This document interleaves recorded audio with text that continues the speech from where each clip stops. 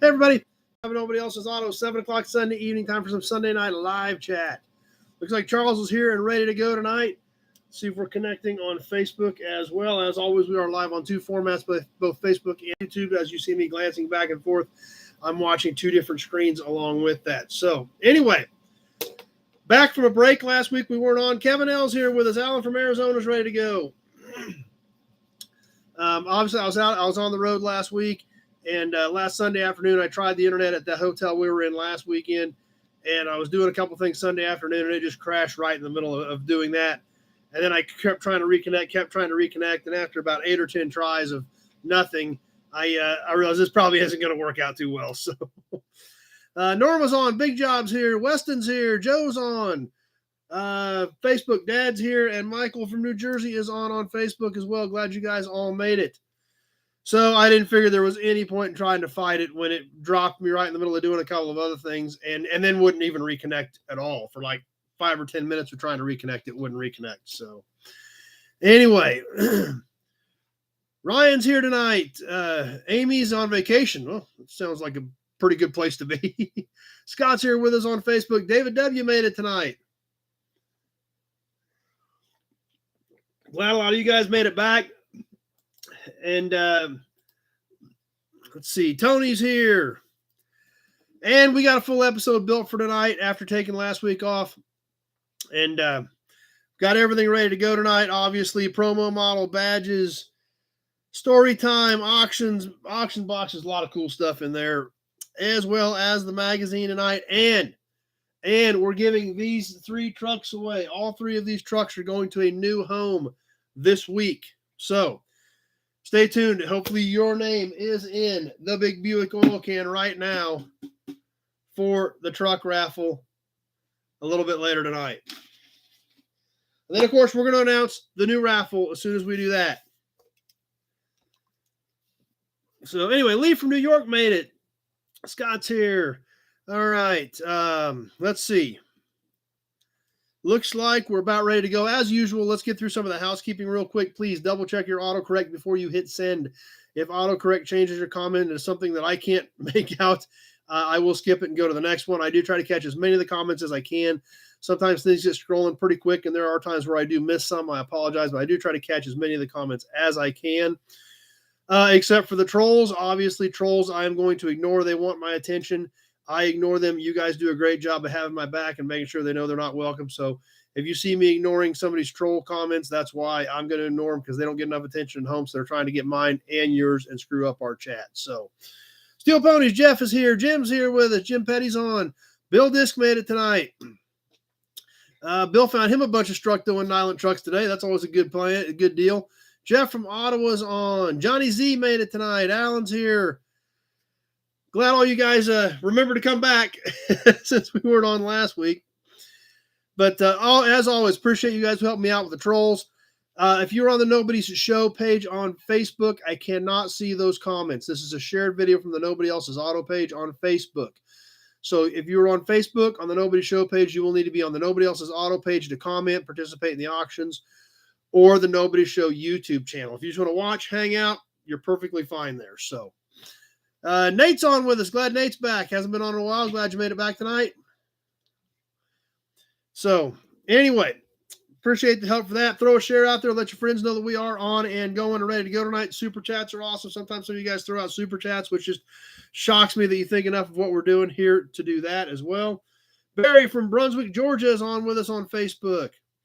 Bill Disk is hoping to add more to his collection tonight. Leo is on with us. Pete's here. So anyway, obviously my last couple of weeks have been bananas. Mark's on. And in fact, I haven't even gotten some videos up. We didn't even get a video up Friday night. But we'll go back up a couple of weeks. My last 2 to 2.5 weeks have been nothing but a thrash. Dennis is here. Obviously, I went on that Missouri run there a week and a half ago. And Tweedly D made it tonight. Brian Dispatch is here. Got a lot of cool stuff on that. Obviously, I hit my buddy's yard where I usually like to catch. Hit the Rangeline Antique Mall, like I've told you guys before. And also even stumbled onto a small swap meet down in that area that I didn't even know was going on. and I got some cool signs there. So we'll be getting some of those worked into Toy Tuesday. You probably saw them quickly on the video the other night of what came home with me from that run. So, but did get some cool stuff. Travis is here with us. But anyway, there goes the hearts and the fireworks. Those are awesome. Those are always great. Numero uno made it tonight. So glad you guys are all coming back. Glad we're getting a good crowd on. I was a little worried. I didn't know if anybody was going to remember to get back on tonight or not. So, but anyway, that was a good run. I got a lot of good stuff. Obviously, if you caught that video on what came home with me off that Missouri run, and I got a few things in the auction box from that run already. So super excited about that. I know you guys are going to dig that stuff. Plus, the new raffle came from that run. And yep, that's right. Number one, Raffle Sunday. That's right. The raffle is going to be super cool. 2 really good prizes. We'll get a third one worked in there as well. But 2 killer prizes we want to talk about tonight. And so that was a good time. As always, Addie's here with us, and it just gets hectic. And then, of course, when I got to swap meet the next weekend, it gets even more hectic. So Jamie from Indiana is on with us on Facebook. Glad Jamie's here with us tonight. And so just one thing after another is what it's kind of amounted to. But we'll talk a little bit more about that when we get to the raffle, because there's some cool stuff that's going to come into play there. And then we got back, and then, of course, the Lawrence swap meet was this weekend. And then the McPherson car show. So we got a lot of things we want to talk about there. Lawrence is a pretty decent swap meet. I've been going to it for over 30 years. Rico and Jess were there. Did a little bit of video there. Me and Jess rode around for a while in the golf cart, shot some video. And Jess showed us some oil cans. We just hung out. Justin's on with us on YouTube. So, but it was getting kind of late in the day. It was really, really tight on time on just trying to make the rounds and get everything done and get video done. So we've got a little bit of content from the swap meet, and it's not going to be a great video, but it just kind of gives you an idea what was there. We shot it late in the day Friday, and there were a lot of empty spaces. A lot of that did start filling up yesterday morning, but we couldn't stay all day yesterday either. So I'm sure there was some stuff we missed there. But like I said, we got to see Rico and Jess, and Robert Seaburns, my hubcap buddy, was there. A bunch of you guys stopped and said hi, which was awesome. Always appreciate that. And so we did pretty well. We got everything unloaded and sorted out today. Shot a video of it all laid out of what came in. Let's see. Barry on Facebook, but that is a 65 satellite with a 361 two-barrel 4-speed. I'm sure it would be rare with a 361 and a 2-barrel and a 4-speed. I don't have any idea how many they made, but that's definitely an odd combination to go. Well, but in all honesty, I could also see somebody ordering that because if they were extremely fuel conscious, a manual transmission is going to get better mileage than an automatic, and so is a 2-barrel. If you still wanted a V8 but wanted fuel economy, I would bet that's why that car was ordered. But I'm sure there were not very many of them built that way. But I don't know any idea how many there would be. But it definitely sounds like it's an odd duck. Let's see. Lots of other comments on Facebook here. Let me get on YouTube. Excuse me. Let's see. Oh, Brian's hip's doing well. Good. But glad to hear that he's back in the bus too. So, as always, had a great time at Lawrence Swap Meet. Good to see some of you. Good to hang out with Rico and Jess. Did not get a video up Friday night. Everything went pretty smooth except the hotel. It took a little over 2 hours for me to get into a room Friday night. So it was a challenge to say the least. So I knew I was going to be late Friday night, but I figured we got back to the hotel a little before 6. Went and told the hotel, hey, we're here. Our room's ready. They're like, not quite yet. We'll get it all finished up. So that's fine. We're going across the street to eat some food. And that was a little before 6. And I figured we'll eat. I'll be in the room 7:15, 7:30, get some, go through the videos I've got posted and get one polished up and ready and be ready to have it up. And I didn't get into a clean room until 9:15. So it was frustrating to say the least. But that's why I did not get a video up Friday night. But that part was definitely a challenge to say the least. But I had a good time, found some cool stuff, and I found some great stuff for the next several Sunday nights. We all love our badges. We all love our early enamel badges, kind of like these guys. I found most of them came out of one collection and a few miscellaneous. This era, these 20s and 30s enamel badges that we all love, over 30 of them. I got over 30 of them this weekend. That's right, Pete. We got stinking badges.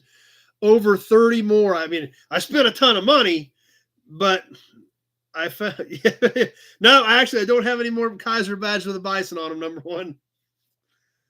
So yeah, over 30 of them. Check out one of these anyway while we're here.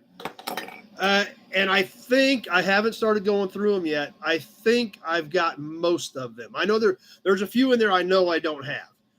So that's what we got, some awesome stuff coming there. Plus, I got some license plates, the little tiny hubcaps we love. I found some of those. I found a few hubcaps that we will be selling here. In fact, the hubcaps tonight, there was a handful of them on top. I grabbed those and cleaned those up for tonight. That's the only thing in the boxes tonight from Lawrence were those few caps. But there's a couple of really cool caps that are going to be coming up as well from the Lawrence swap meet that we're going to get worked into the auctions here over the coming weeks. But yeah, we got a lot of badges. I got a lot of little tiny hubcaps. I got some beautiful license plates. And I spent a lot of money this weekend, but like I said, it's cool stuff that's going to get passed on to you guys. Like I said, the auction kind of funds itself. That's the whole purpose of it. And I got some cool stuff, like I said, and badges are awesome. We all love them. And there's some beautiful, colorful ones. And there's also some chipped up ones that, maybe some of you guys that don't want to spend, 50, 60, 80 bucks on some of these, or some that are kind of chipped up that still look cool, but sometimes work out for you guys as well. So X-Ray made it tonight. So lots of cool stuff coming up from the Lawrence swap meet. Like I said, the auctions are going to be super exciting. Any cool 67 plates? I don't know if I got any 67s in here tonight or not. We'll look and see.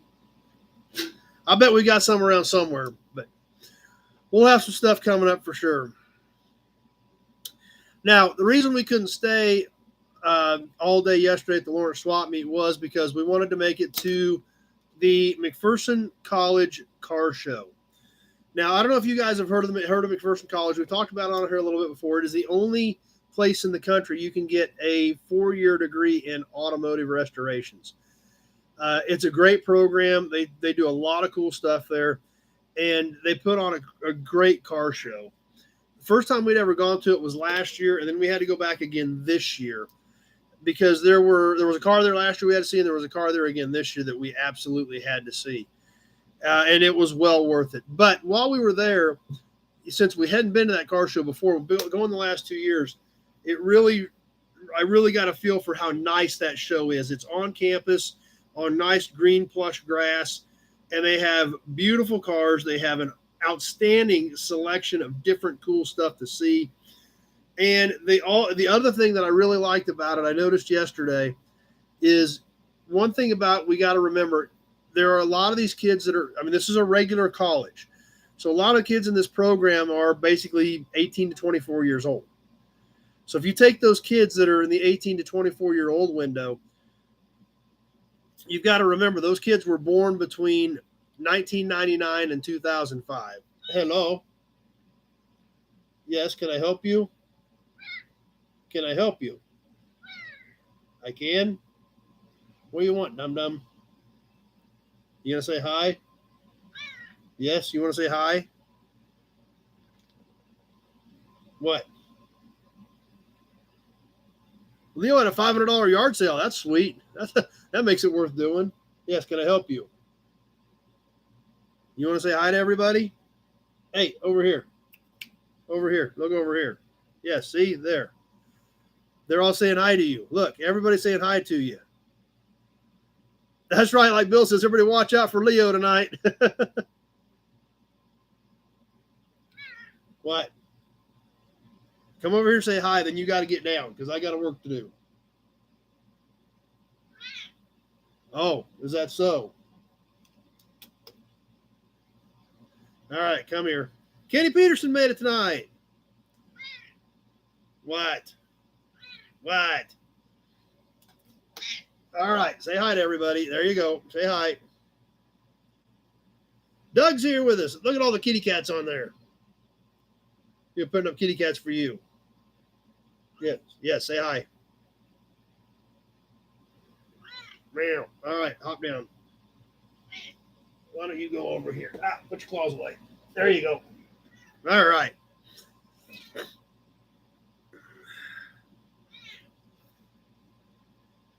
But anyway, let's see. Yeah, she is vocal tonight, that's for sure. Weston went to an auction Saturday, got a John Deere 1955-45 combine. Combines have never really picked up, big in the collector world, but they're still cool. They're still, there's still an evolution of technology with all of those as well. Gary's here with us on Facebook. Glad Gary made it. But the reason that we wanted to go, that we had to go to the car show in McPherson was they had something there that was so cool that you never get the opportunity to see, that we had to go see it. Southernmost Illinois is here. Ready for some badges. Well, let's give you some badges. There we go. Here's why we stopped at the McPherson car show.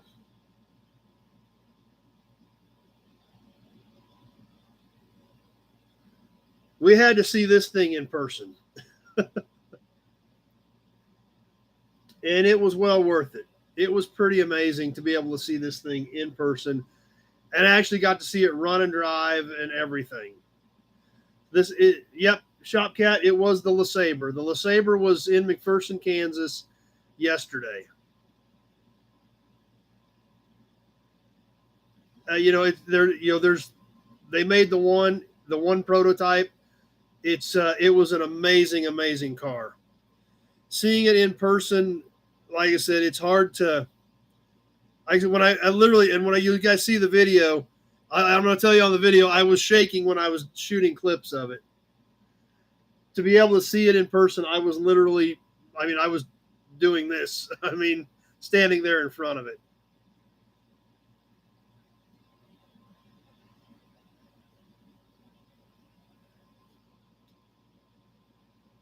So that's why we stopped at the McPherson car show. Now, I don't know how many of you guys remember last year when we went to the McPherson car show and why we stopped there last year. And it was kind of the same reason, actually. Another prototype that they actually got to McPherson for the car show that you just don't get an opportunity to see there again in person. And that was the Buick Y Job was there last year. That's right, Bill. They put a lot of effort into design back then. Yeah, Kenny, it was well worth stopping for. There's no doubt about it. And like I said, I did shoot some video there, and so I'll be getting that put together and get something put together with that. Get the pieces stitched together. I did see we obviously got there right towards the end of the show because we've been at the swap meet that morning, and it was about a 2.5 hour run to get back. But because of that, they were getting ready to drive the car through for the award ceremony, so I actually got to see them start it, drive it around. It is a fully functioning, fully drivable prototype. 72 years later, still running and driving and in immaculate condition, still owned by GM. One of those cars that you'd never get the chance to not see in the GM museum. It wasn't roped off. You could walk right up to it, look inside it.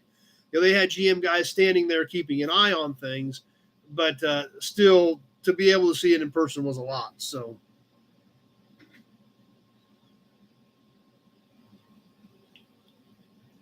that's why we went there. But overall the show was great. They had a supercharged Auburn Bowtail Speedster. They had a Cord. They had a Duesenberg.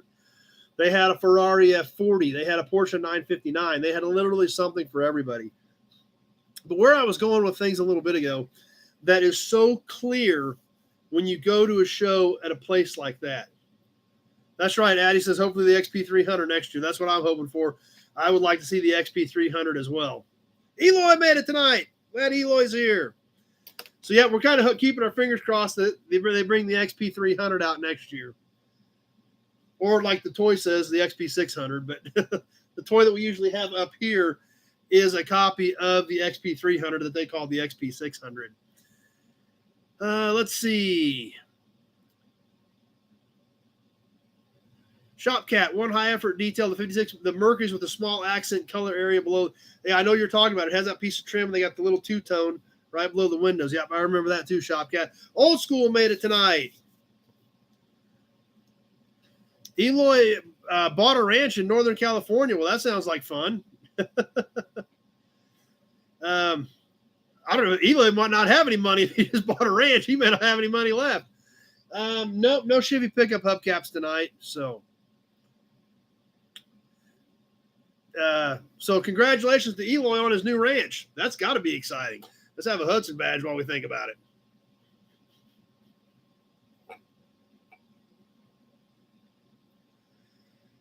But anyway, like I said, they had an extremely diverse car show.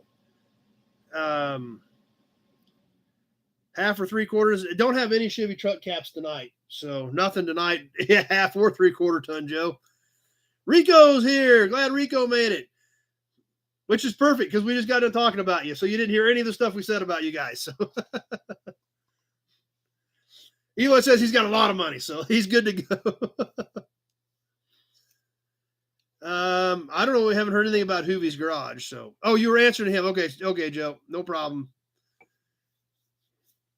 So anyway, there were a few Camaros and Corvettes at the car show, but one thing that was I talk about this quite a bit, and I know you guys have heard me preach about it before, but going to a car show at a place like that, especially being a college, like I said, most of those kids in that program, there's non-traditional students in any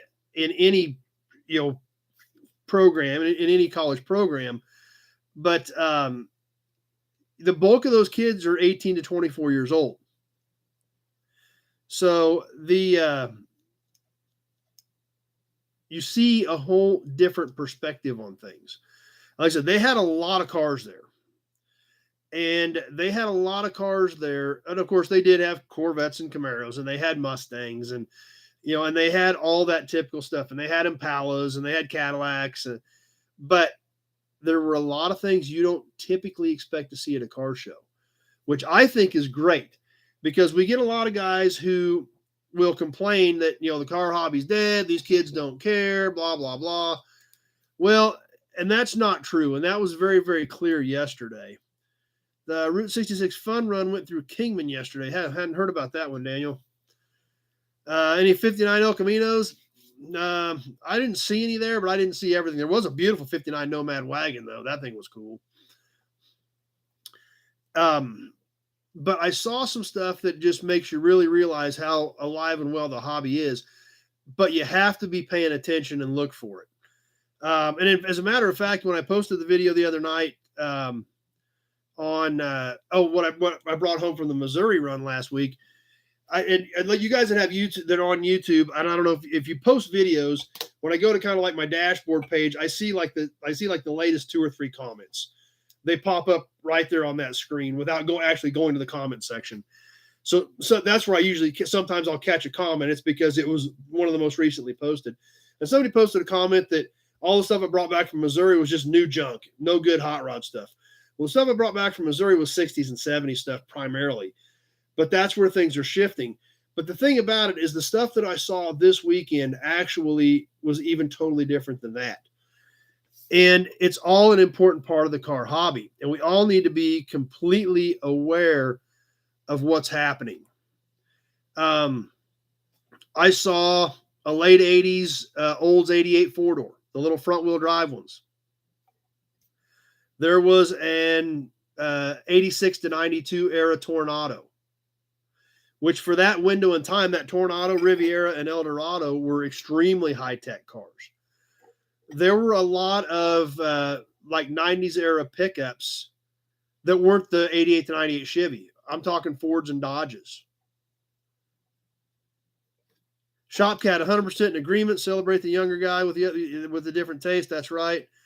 And that's true, Pete. That's true. There's more car stuff going on, all the time. But what we don't, but what a lot of these guys don't understand that, not everybody loves a 55 Chevy, because those kids in McPherson, that are 18 to 24, that whatever that Tornado was, 89 Tornado, for that kid that was born in 2004, that car's ancient. They never see anything like it. So there's a lot of that going on, and everybody needs to be cognizant of that, and everybody needs to, welcome that, because, front wheel drive stuff in a lot of, of course, the 90s F bodies, the 90s era, especially the Fox body Mustangs, and even, the mid to late 90s Mustangs. Some of that stuff is coming on. Weston, 17, and can't get enough of the 50s and 60s stuff. Old school likes anything pre-91. But when we see that stuff and see that happening and see it in person, that's, what we need to be aware of. That 89 Tornado, a lot of people may have, stuck the nose up in the air and walked by that. Those were neat little cars, and you don't see them very often. They were almost a little too technologically advanced, and some of the electronics weren't that great. So a lot of them didn't stick around. So that's, some pretty cool stuff. So that's what, like I said, it was good to see that. It was, and it was good to see the classics, the Duesenberg. Of course, they had a lot of Model T stuff there. They build a Model T. They have a competition where they put a Model T together. They put one together in 7 minutes yesterday and got it running. So they had everything from brass era up to, the 90s, and now they're extremely diverse show. But it's good to see that and realize that the car hobby is alive and well. There's no doubt about it. But we all need to be aware that it is shifting, and a lot of hobbyists like different things than what we're typically used to seeing. So that's something to think, just something, see it in person, just something to keep in mind next time you're at a cruise night or something like that. So Leo is selling his Nova. Well, Leo must be on the hunt for something else. Eloy has nothing new in the 60s. Shopcasters of Tornadoes were pretty interesting. They were. That 86 to 92 Riviera, Tornado, and Eldorado, they had all kinds of tech in them for what you could call tech in that day. Nate went to the cruise night in McPherson Friday, and there was more 80s and 90s cars than 50s and 60s cars. There again, so the cruise night, I wasn't at the cruise night because we were in Lawrence, but Nate said there were a lot of 80s and 90s stuff out. There again, it's just, that's where things are going to. Ken, things are changing. When you can buy a Model A or Model T for nowadays. Yeah, that's it. Kids like what they knew, what's different to them, what their parents may have had, stuff like that. So let's see. Scott Haggerty did a story explaining why some values are falling for 60s cars and earlier. So those folks that grew up are passing away, and there's some truth to that. And that's right. The people that think the hobby is dead, and that's a good way to put it, Pete. The people that think the hobby is dead are the people that just don't like the way it's progressing, and that's a great way to put it. Cutlass Sierra wagons and celebrity wagons, another, those were neat little cars. So that's a whole nother deal. So Pontiac 6000s, all those little front wheel drive cars, and everybody viewed those as throwaway cars. So, a lot of that stuff didn't survive. That's why a lot of this 90s and early 2000s stuff that I'm getting, especially like the supercharged Grand Prix, things like that, I'm keeping all that stuff. I'm putting it clear out back and letting it sit.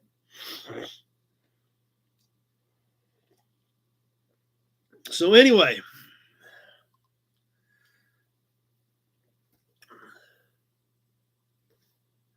that's right. Addie likes Grimmies and Pacers. That's for sure.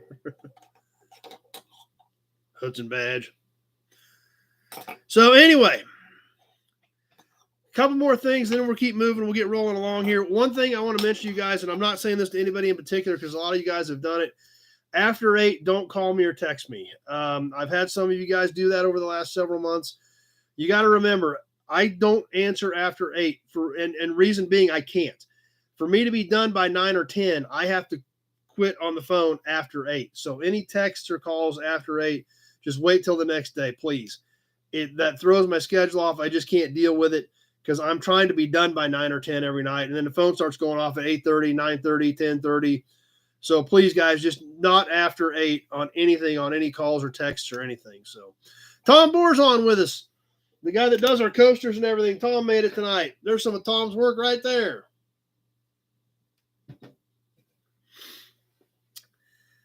Jim, I'm old enough to remember when Hershey only let pre-39 in. Not 801 old school. I can't, like I said, for me to be done and be out of the shop at 9 or 9:30 to try to be home and in the shower and in bed by 10 or 10:30 because the alarm goes off at 5:45. I can't do that if I get dealing with texts and calls after 8. It just doesn't work. So anyway,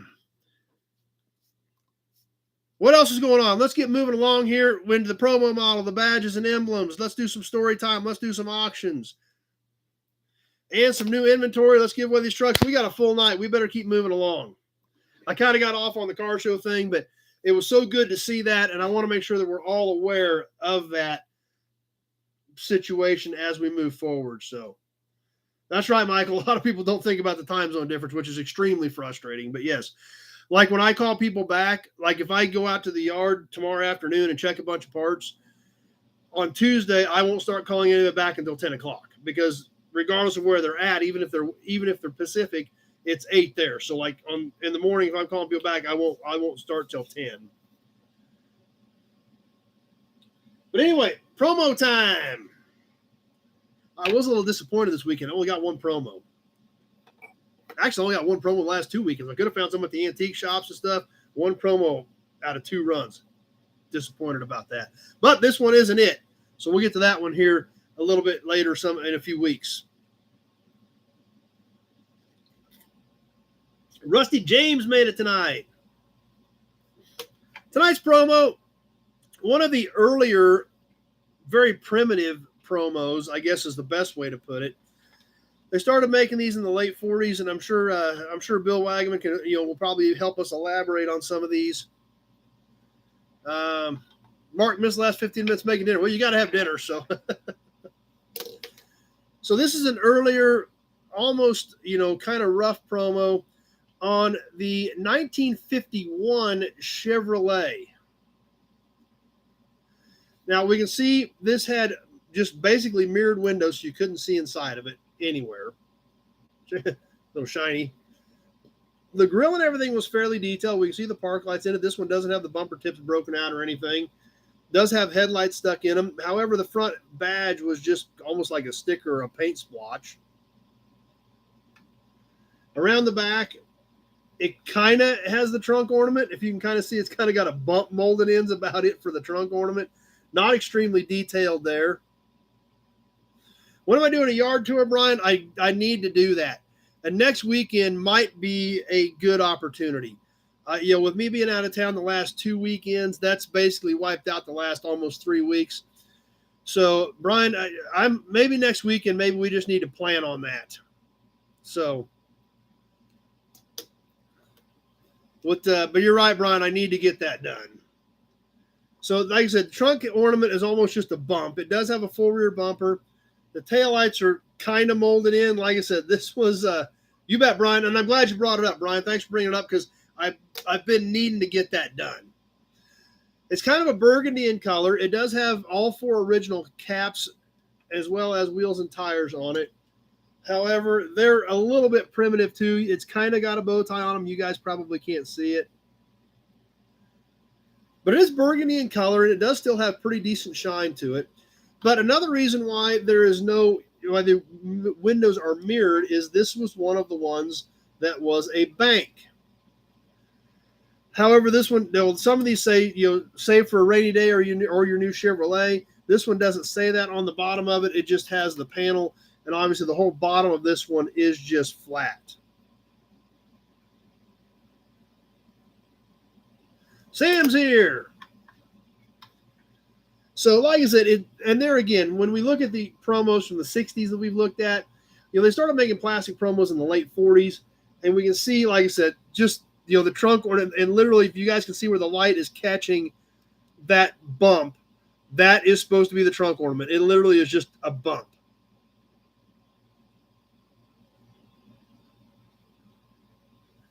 Between the knees, waiting to see the airplane. Yeah, I gotta get Doug up here with his rollback so we can get that thing moved, so we can give you guys a good look at the airplane. Oh, speaking of which, I'm going down to Doug's this week because you guys aren't going to believe what he found that I'm going to do videos on this week.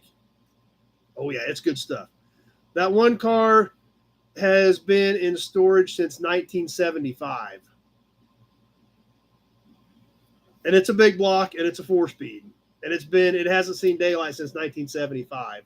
The guy sanded it down, primered it in 74, 75, and it hasn't moved since.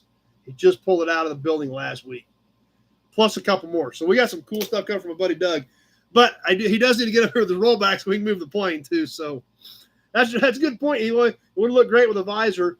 But, when that's the detail they put in for the trunk ornament, they probably couldn't put a visor on it. That's true, Addy. You could make promo parts. That's another good idea. 64 Galaxy 500 is a promo I do not have, and I've always wanted. I need to get a turquoise 64 Galaxy. That's a promo that I've always wanted and I've never bought. So that's a good comment, Weston. I do need to get one of those. Yeah, long-term storage. I think they want it out of there. So. But there it is. There's a nice promo. And there you can see the hood badge. This is not, it's literally like a blob of paint that kind of has wings on it to make the hood emblem on it. So not extremely detailed, but there again, it shows us. Big Job's got one. Yep, it's because it's a Ford, so I figured you probably would. The 51 Chevy promo, we can see the difference in the detail on these earlier promos compared to some of the later promos we've been looking at. That's what's fun about doing this, though, mixing this different stuff in and checking out different things. Are there pickup promos? Not a lot of early ones. They did make some in the 80s and 90s, but there are some, but not a ton.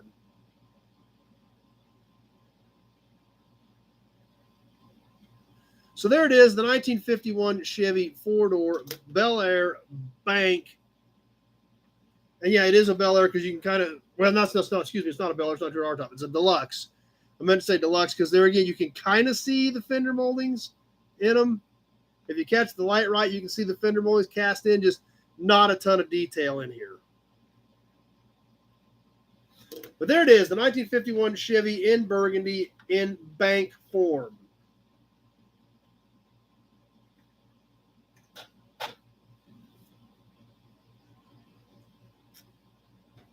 Weston's got some 64s, but one's been stepped on. That ain't any good. There's the Hudson badge.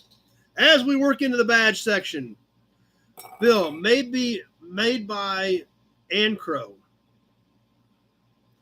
Mainly used as a bank promo. Should have a slot in the bottom for the coins, which it does. And, yeah, there was nothing on the roof of this one at all.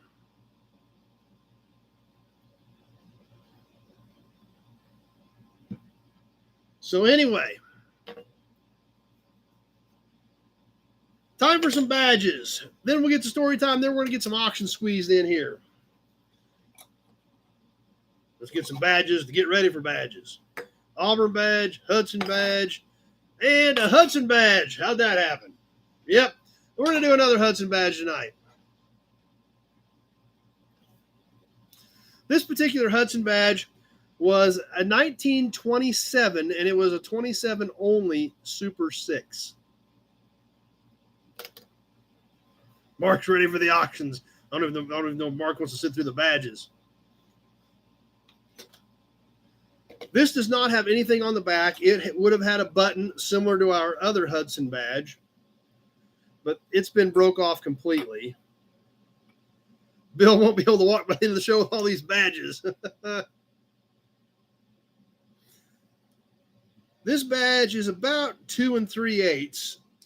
Each side of the triangle is about 2 3/8. It is the same size as our other Hudson badge that we're all familiar with. You see how I polished the back of this Hudson badge for holding it up for you guys. So this badge was just 27 Super 6. This badge is in very nice condition. It is all white background. The Hudson Super 6 was just the copper or brass color metal that came through with just the white being enameling filled in the back of it. So a lot of you guys are checking this one out as well. So makes a good mate to this Hudson badge, but a little more specific being a 1 year only Super 6 badge.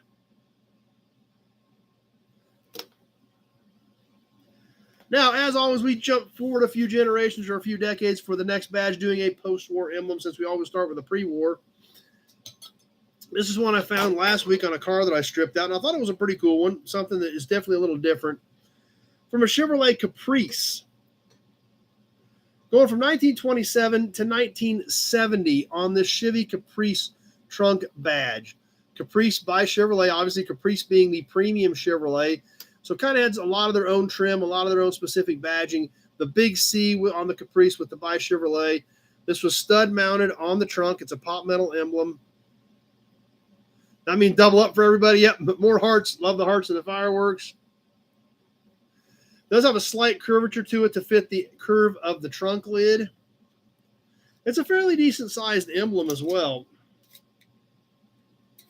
5 7/8 long. Of course, this went on the corner of the trunk, so you had to be able to see it. So it's almost 6 inches long.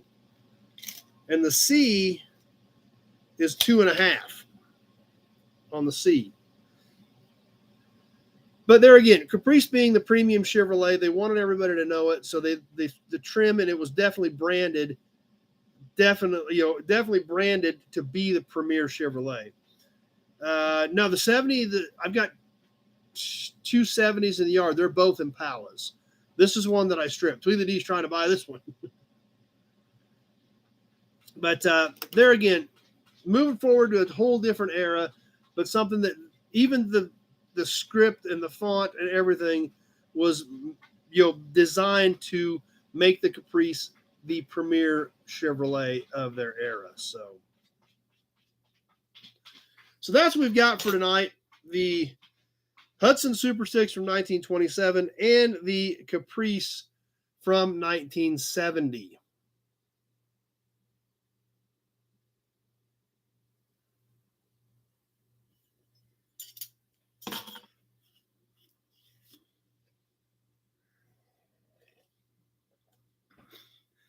How about story time? The new segment we moved into the feature a few weeks ago. There's another Hudson badge. These things keep popping up everywhere. We started story time a few episodes ago. It was your guys' idea to do it. An old car, a picture of an old car that Dad and I may have found years ago, and a little bit about that particular car and the story. And this car we're going to talk about now was pretty interesting. And we'll take and there again, it's still in the film out of the scrapbook. So I hope you guys can see this thing clearly, even with the glare on. I don't know if there's a better angle. Is that angle any better? On this 1961 Chevrolet Impala. Mark says, okay, read us a tale. Tweety D's ready to go at the auction. We were still doing the emblem section, Tweety D. Not a problem. This 1961 Impala, 4-door hardtop, blue and white, pretty in its day would have been a pretty sharp car. This was probably 30 years ago. This was early 90s. Dad found this car up in north central Kansas. And it just looks like kind of I don't know if we can get the glare any better for you guys or not. I'm trying to judge it off my screens. So, but this is just a kind of a basic 61 Impala 4-door hardtop. What was unique about it, because you got to remember, this was 30 years ago. Back then, if it wasn't a bubble top or a convertible, nobody cared. And I'm sure that's probably what happened to this car. I'm sure this car got cut up for a bubble top or a convertible.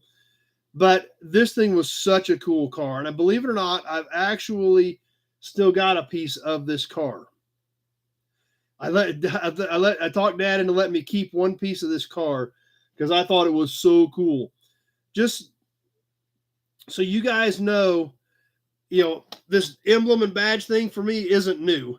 I've got a box right over there that I've been dragging around for 40 years putting emblems in it. So, I mean, not 40 years, 35 years. And I've still got an emblem off of this car. Dad sold the old car, but he let me swipe one thing off of it. And it's going to answer Mark's question, what was in it for powertrain? This is what I had to have on this car because I thought it was so cool. The trunk ornament.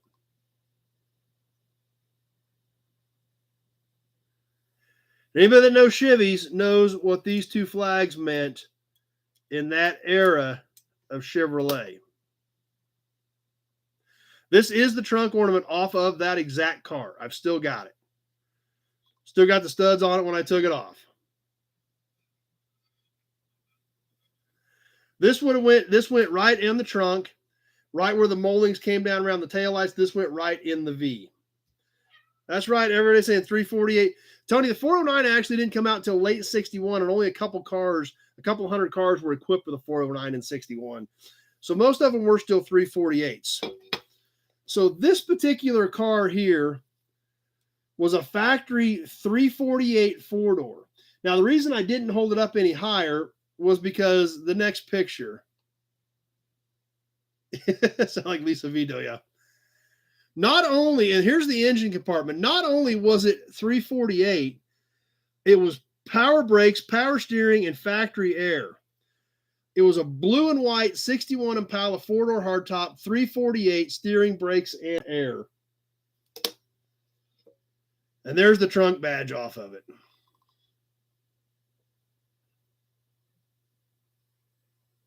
Don't be late with your 348. Yep. So I don't have any idea what happened to the car.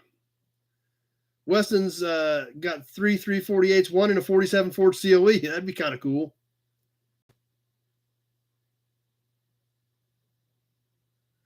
So there's story time for tonight. The 1961 Impala, blue and white, four-door hardtop 348 with steering, brakes, and air. It was a neat car. Yeah, it was an automatic. Billy Bowman made it. And there it is. 30 years later, I still have the trunk badge off of this exact car.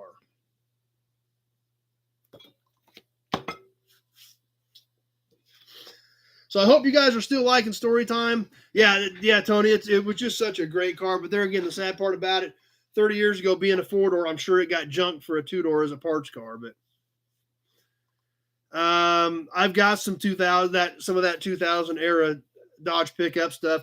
I don't really sell much of it because I've got a few that I still use, but I do have some. So, yeah, I talked Dad into let me take that off and keeping it. Here we are 30 years later talking about it. So glad you guys like it. So far, everybody says keep doing story time, keep grabbing pictures of an old car from years ago and talking about it. So if you guys are still liking it, we'll still keep working one in. With that, just grabbed a yellow notepad. Y'all know what that yellow notepad means. Pete says keep story time. So lots sounds like you guys are still digging it, so we'll keep working it in, kind of like these badges. Auction time. As always, I will hold up an item. We will look at it. We will look at the condition. We will check it out. We'll point out any flaws. We'll give you some dimensions. We may talk about that particular vehicle a little bit. We'll look at the front, the back. We'll check it out. As we're doing that, if you guys are interested, go ahead and throw a bid up there so I know that we've got some interest in that piece. Well, everything, it's kind of scrolling. Everybody says keep story time and everybody's ready for auction time. So I'm guessing that they're both staying. Yeah, we've got a lot of pictures. We got a lot of pictures over the years, so we'll have to work some more of those in. So lots of story time. Everybody on Facebook and YouTube saying keep story time. So as we're looking at the, I'm looking at a bezel around the display cluster. For that Dodge. I don't know if I've got anything that isn't broke or not. Lots of hearts, love that. But we'll check the piece out. Excuse me, we'll talk about it. We'll give you some dimensions. As we're doing that, if it's something you're interested in, go ahead and throw a bid up there. After we get done with the description, we will put it on a timer on my phone. I always keep my phone right here in front of the screen so I can see it. We go 2 minutes. I'll tell you when 1 minute has passed. I'll tell you when 1 minute, 30 seconds has passed. As always, everybody has a delay. Some of it's a couple seconds. Sometimes it's up to 20 or 30 seconds. Depends on your device, PC, tablet, phone, smart TV, as well as your internet provider. The first few items that we do sell, I will announce all bids as I see them, even if they are not the high bidder. After the first few, I will be mainly looking for the high bid, but hopefully that will give you guys an idea of what I'm seeing versus what you're seeing on your screen time-wise. So that's right, friends and family, PayPal on PayPal. And yeah, Mark says Eloy's got it at 150. Yeah, Eloy's been pretty sharp here on these. He's missed a few. There's a few he missed out on, but there's a lot of those he's won more than he's lost by gambling on that timer. There's the 1 minute mark. I will tell you when 1 minute has passed, as well as 130. So when I tell you 130 has passed, be thinking about your maximum bid based on your delay and when you need to get that bid in there. Kenny, we look to you to tell the stories that the old cars can't. Okay, we'll keep doing it then. So, and that's right, full dollar amounts only. PayPal, friends and family, check, money order, Western Union. Any of that works. And I know some of you guys wait a couple weeks, which is fine, to go ahead and pay, because from 2 weeks ago, we have over half that stuff hasn't been paid for. But I mean, I think everybody that bought was regulars and are probably waiting until this week, so that's fine too. We'll go about 30 days. I don't have a problem waiting a couple weeks to do them, a couple of them at once, but we get about 30 days out. We need to be getting them cleaned up, just for my own records, because I've got this whole pad of stuff as well as the other dozens of shipments every week. So that's, let's keep in, if you wait a couple weeks, that's fine to pay for 2 or 3 weeks at once, but try to keep it within 30 days just for my sanity and my record keeping. That's right. You can send gold bars too. I will take gold bars. I'm good with that. Non-U.S. bidders, if you want to play, that's perfectly fine, but you will have shipping as well as payment or at least, yeah, then that's fine, Tweety D. I know you guys do that. So that's not a problem. I perfectly understand. I'm just asking to kind of keep an eye on if it's getting close to 30 days. Yeah, Mark, I did get yours. 2-party out-of-state checks. Yeah. So, yeah, I know you guys wait till you get 2 or 3 items, and that's perfectly fine. Just if we're getting close to 30 days, that's the only thing that concerns me, just because then I'm dealing, I'm going back that far trying to find stuff and make it jive. So, but yeah, I know and I said, I think everybody from 2 weeks ago was regulars anyway, so it's not a big deal. I just want to let you guys know what I'm thinking in my head to keep my record straight. Yep, that's right, Tweety. It does help on shipping as well. Everything tonight is small stuff, so shipping will be included unless you're a non-U.S. buyer. Non-U.S. buyers will have shipping out of the U.S. as well as you'll have to get me paid, which, there's typically wire transaction fees on non-U.S. payments as well with the bank. So please keep that in mind, and that's just out of fairness to everybody else. Like I said, this thing kind of funds itself. So if we spend several $100s on 2 or 3 out of non-U.S. shipments, it kind of torpedoes it for everybody else. Have not seen yours X-ray, but so it'll probably be here tomorrow. So like I said, it's not a big deal. I'm asking you guys to help me with that. So when we keep it within that 30-day window, then it just keeps things flowing. So anyway, hit refresh, guys. Make sure you're current and up to speed. So make sure you hit refresh as I start digging in the box. Leo's going to get Mr. Howard covered. Not a problem. I know you guys are good for it.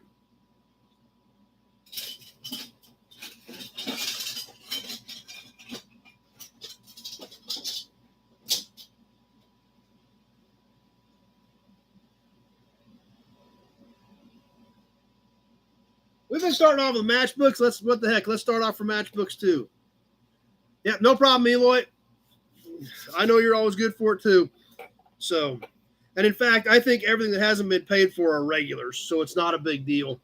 Once in a while we'll get a different name pop up, but even those have been paying here lately too. So, Tweety D says anybody donors for a new Bronco for him. Yeah. Oh, these are cool. There's only 2 matchbooks in this matchbook bundle, but it's worth it. In fact, I'm not sure why. I must have duplicates because I don't know why I would have thrown these in here to sell. I know this one I've got a duplicate. I must have a duplicate of the other one as well. So let's get rolling. 2 matchbooks on this bundle. Let's give you an Auburn badge and a Hudson badge to get primed up thinking about it. The first one, these are for our truck fans. From the Hoffman Engel Implement Company in Bennington, Kansas, the new International Trucks, the symbol of service and experience on the L Series International. With the new features on the backside. Actually, I got a bomb up there, it looks like. Holy cow. Actually, or not champagne. Almost look at that bomb coming in. Mark at 20. He hasn't even seen the other one. Hey, Mark started us off at 20, and believe it or not, the next one's going to get a little better, I think. Not only do you get this L Series International truck, this would be I think this is a B Series, a 59 or a 60 from the Bachelors Inc., Highway 81 in Belleville, Kansas. C, the new International Trucks. Check this thing out. International Trucks, Economy 6s, Truck Design V8s, world's most complete line of motor trucks.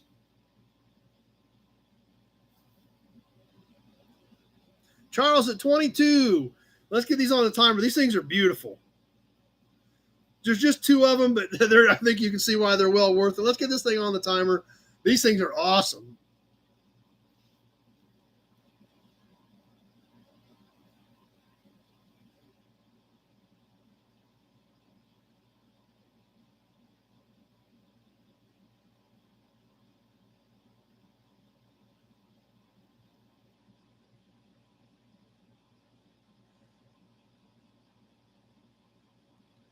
Leo's got a 3-man pack that loves the show hanging out there. Great. I'm glad you guys are hanging out with us. Charles at 22. These things are cool. Great colors, great design. Pete's got both of these. He said whoever wins them is going to love them.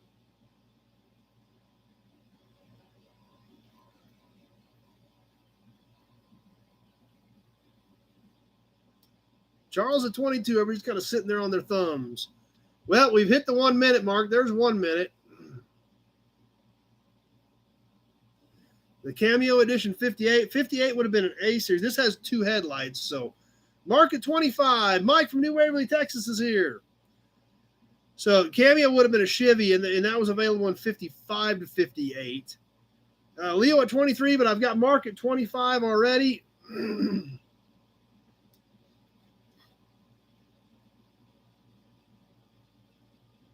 Minute 30 has passed. 1 minute, 30 seconds is gone. Mark at 25 is our high bidder.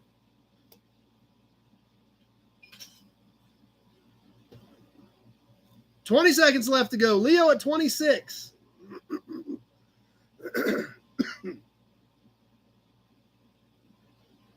Mark at 27. Brian in at 27. I had Mark first. Coming down the wire, this one's just about done.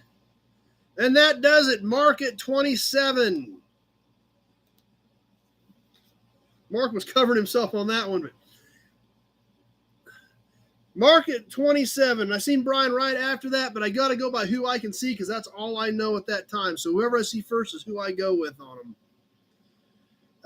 I've got a lot of the Studebaker C-cabs, like the 49 on up. I've got a lot of the earlier ones, a lot of like 49 to 52s. But I don't have any of the mid to late 50s one. Leo at 31. Yep, so that's what we got to play with that timer. But Mark at 27 is who we had. No problem, Brian. Glad you understand. That's one great thing about all you guys is you guys are all really good sports about it, and that's why this thing works so well.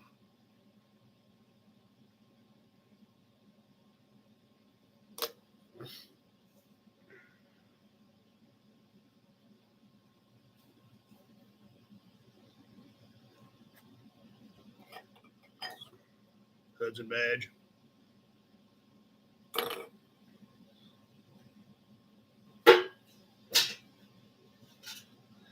Let's do a couple of license plates that are a little bit rougher. We're going to sell 2 of these together.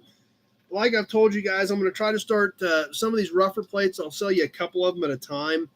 That way, you guys are getting a couple of them that are good, still good wall hangers, but maybe not quite as pretty. as some of the others. So we're going to sell you this pair together, even though they're a little crusty, but they still got a pretty decent look to them. And so we're going to sell you a pair of license plates that are a little bit rougher but still look kind of neat on this next auction. And there again, this is a little rough, but considering it's, almost 80 years old, I guess it's got a reason to be. Sam, my son worked on a 20s International. He was working for John Brown going into his museum.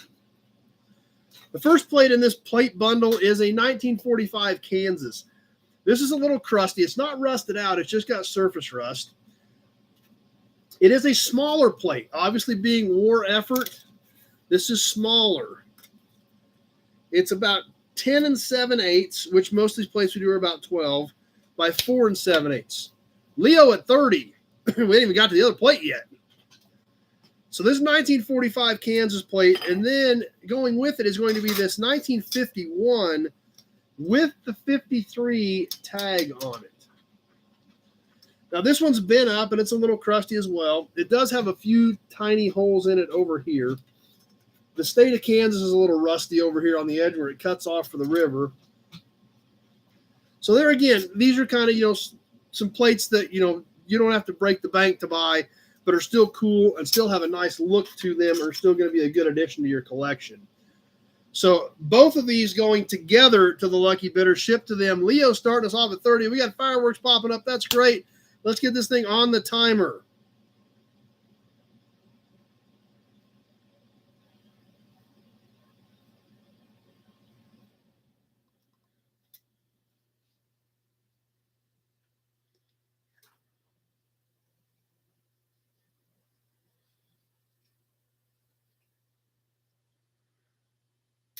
Get my notes caught up here.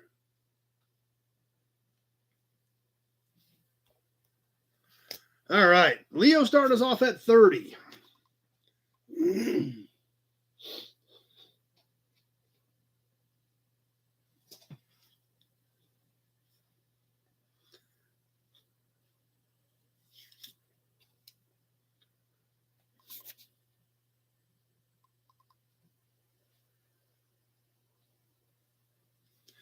As we come up on the 1 minute mark. And there's 1 minute. See if anybody's going to mess with Leo on this deal. Leo at 30. You're getting the pair. Actually, all three if you count the little 53 update.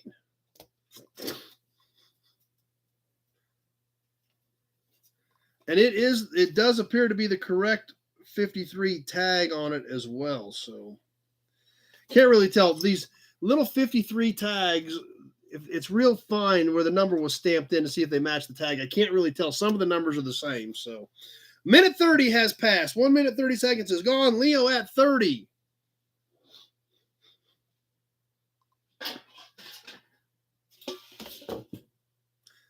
$20 seconds left to go.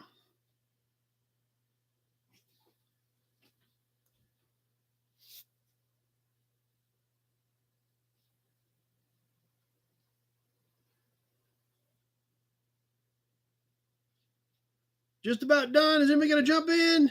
No, that's it. Leo at 30.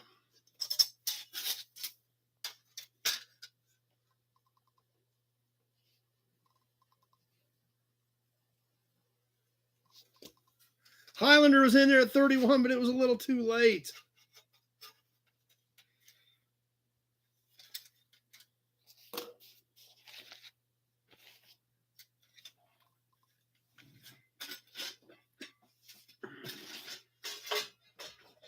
That's all right. We got plenty more plates to go yet tonight. So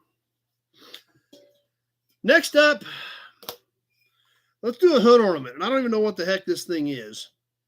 I know it's heavy and it looks cool. So I figured we'd sell it.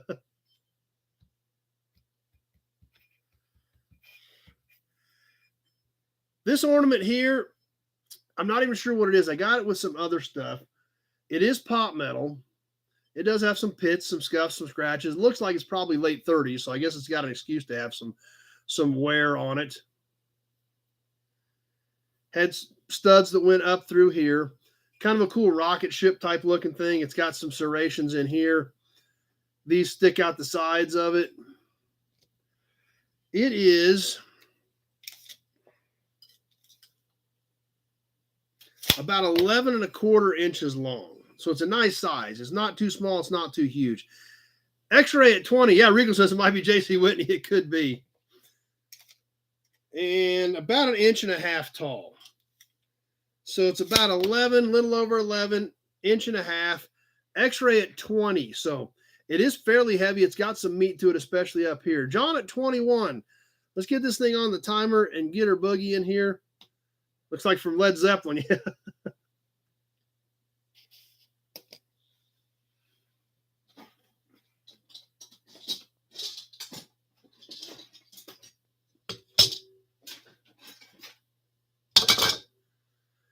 All right, John at 21, and we're boogieing along on this one. It is live. As I look and see what we want to do next.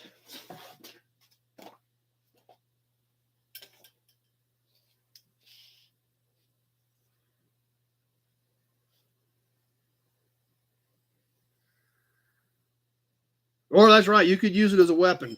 You hold it right here and go and thunk somebody with this end. There's a little bit of meat to that.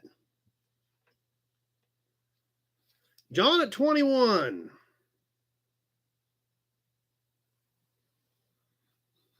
One minute has passed. We've hit the 1 minute mark. John at 21.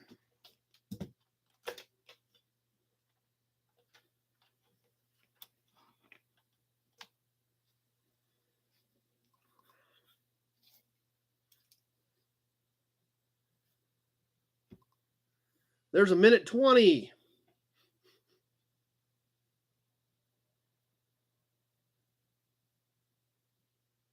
And 1 minute 30 seconds has now passed. We're coming down to the wire. John at 21.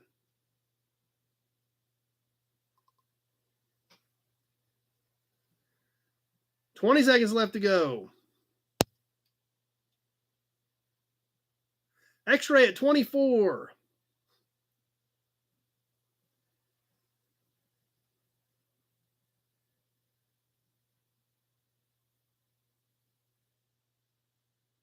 And that does it. X-ray at 24.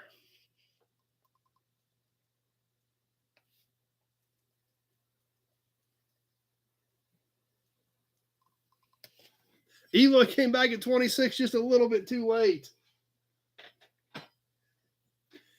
But I'll tell you what, Eloy knows he missed that one by that much. That means y'all better be watching out, because I know what Eloy does after that.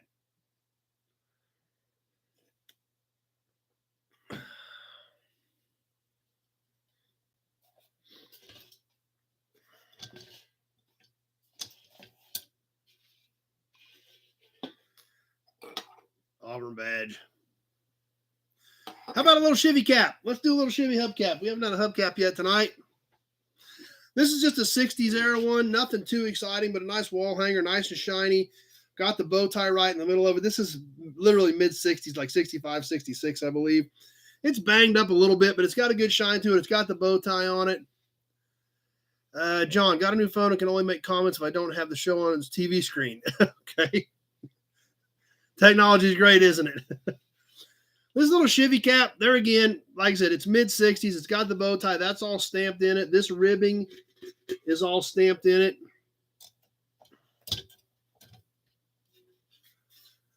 Backside's pretty clean. It does have dings and dents. It's kind of bent up a little bit here and there. But like I said, it's pretty much a wall hanger. It is about 10 3/4 in diameter on this Chevy cap. Nice shiny chrome, like I said, mid-60s era. So what's anybody think about this one? Anybody interested in this for their collection? And we've got some better caps coming up too. I kind of started off with one of the more plain ones. So big job started off at 10. There again, big job going on Chevy stuff. It's still weird, but I know he's buying them for gifts for some friends. So big job at 10 on the Chevy cap. Leo at 20. We are live on this one. I did just kick it off a little bit ago, so we are live and on the timer. Leo at 20 on the Chevy cap.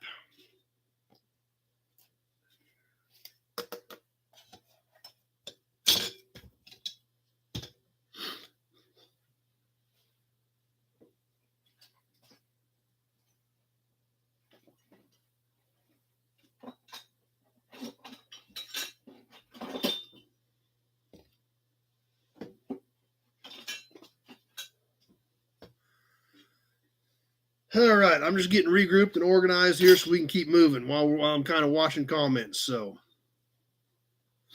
Leo at 20 as we're ticking away almost to that 1 minute mark on this cap. And there it is, 1 minute, Leo at 20.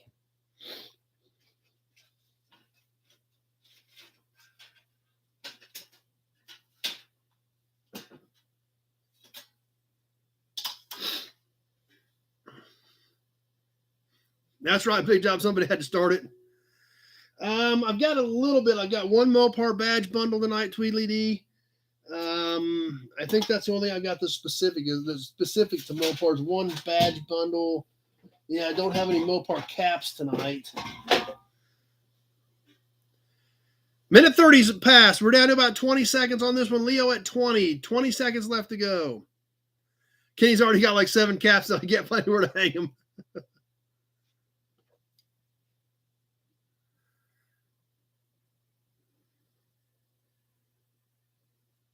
Coming down to the wire, just about done. Leo at 20. And that'll do it. That one's going to Leo at 20.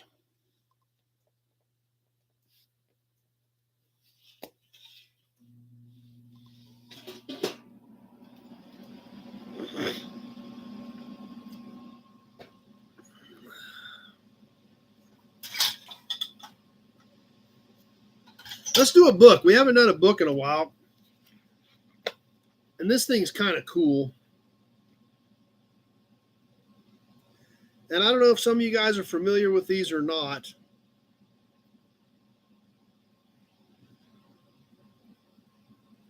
But we're going to be. What we're going to do next is a lube guide. Scott, I forgot to mention earlier, the Mika Mini starts Friday. It won't be televised until next Wednesday. Yeah, I knew that one was coming up. Michael was at 23 on that cap. It just didn't pop up in time. So that one was a little bit late. So Michael was trying to be in on that cap, but we were a little late on that one, Michael. So I apologize for that. So we'll move on to the next piece here.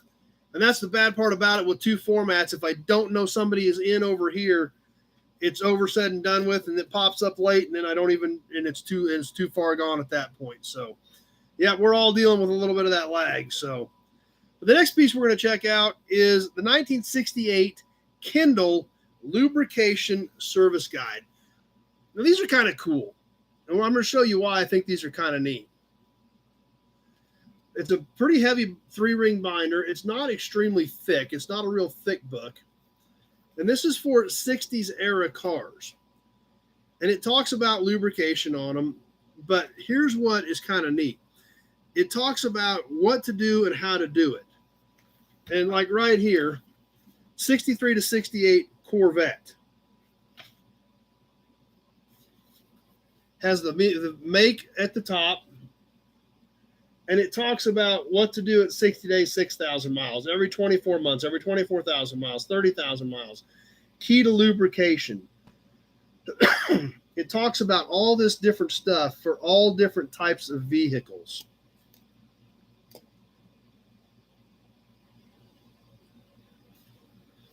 So there's the Corvette page.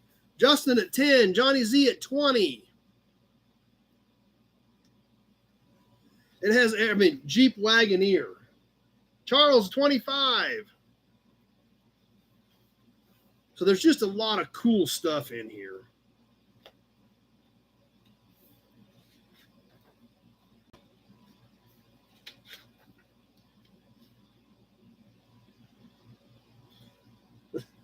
'64, '65, Plymouth, 66 to 68, Belvedere Fury, GTX, Roadrunner, Satellite, and VIP. Johnny Z at 30, Eloy at 50. This is what some of the cool stuff in here. Crankcase, 4 quarts, except 426 engine.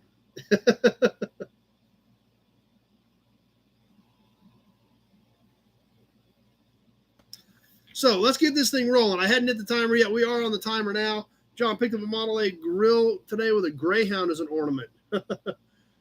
Seaburns is on with us. My buddy Robert, the Hubcap Guru, is on with us tonight on Facebook. So the 1968 Kendall lube guide. Kendall motor oils, more power, more protection on the back cover. A little bit of wear, but it's just a cool. I mean, they kept these in the service bay in the service stations to check this stuff out. So Eloy at 50 is where we're at on the Kendall service guide as of right now.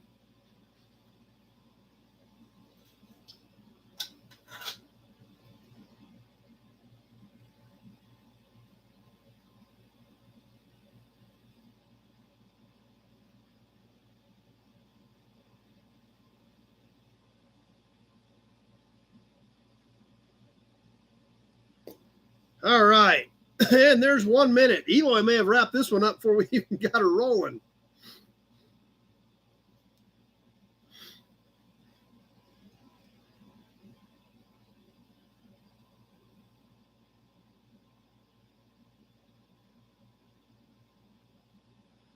Michael's over there with a little ghost hanging out. Not sure what he's got going on with the ghost.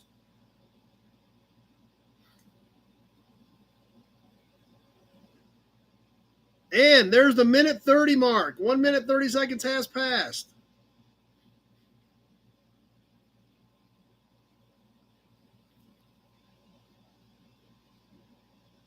$20 seconds to go.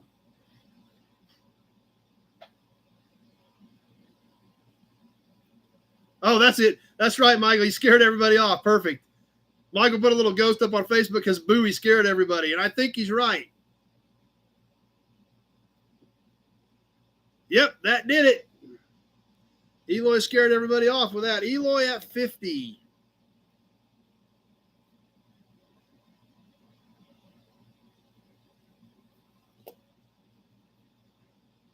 I don't know where the snipers are at tonight, Travis.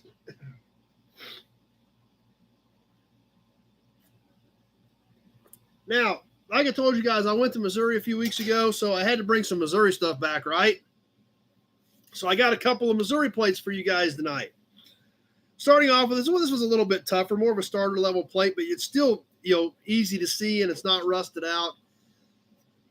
So it still looks pretty decent on this Missouri plate that I want to share with you guys. And like I said, I've got 2 Missouri plates actually. Leo's already ready to bid on it. We ain't even got it up yet. And then I got a few more Kansas plates to go yet tonight as well. So we'll check these Missouri ones out, or this Missouri one now, and then we'll work another one in here in just a little bit after we get a little further into the auction. But we'll start off with this one, as it is a 1940 Missouri. So it's kind of a cool looking plate. Zach's here, Whiskey Business. Leo at 20 before he even got started. Glad Zach made it tonight. This 1940 Missouri plate, it's been up a little bit. It's got some surface rust. It appears like it was a white plate with black letters. The letters and everything, this is all embossed. It's still clear. And a pretty decent looking plate. Not there again, it's kind of a starter level plate, but a pretty good one.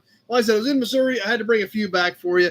Let's get her live on the timer. Leo at 20 on the 1940 Missouri plate. Justin at 21.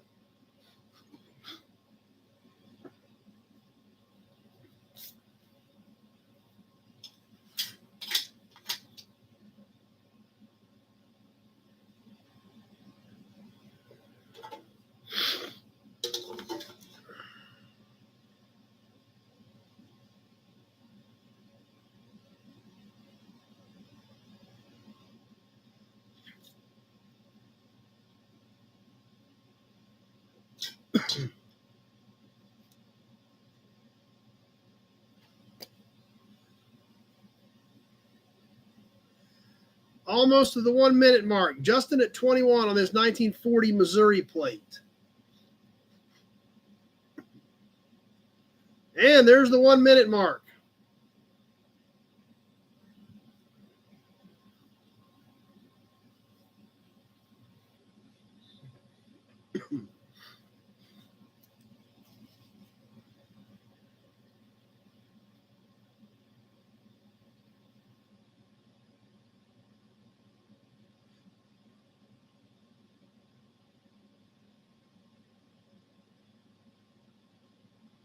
And 1 minute, 30 seconds has now passed.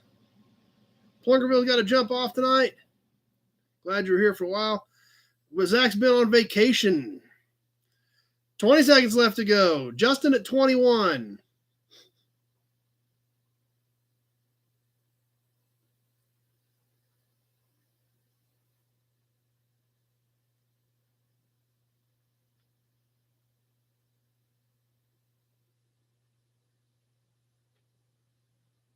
And that does it. Justin at 21.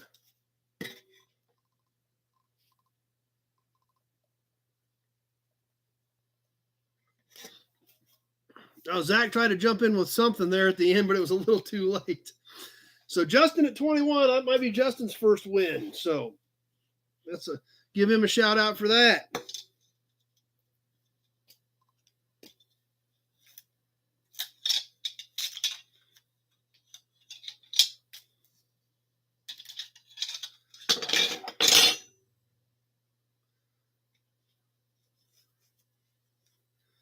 How about a Ford badge bundle? Time for a badge bundle. How about a Hudson badge? That's what we need.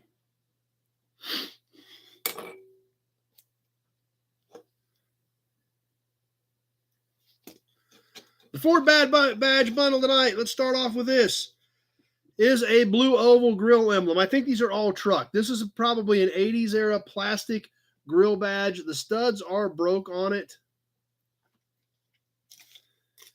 It is 7 inches long and 2 3/4 tall on this big blue oval.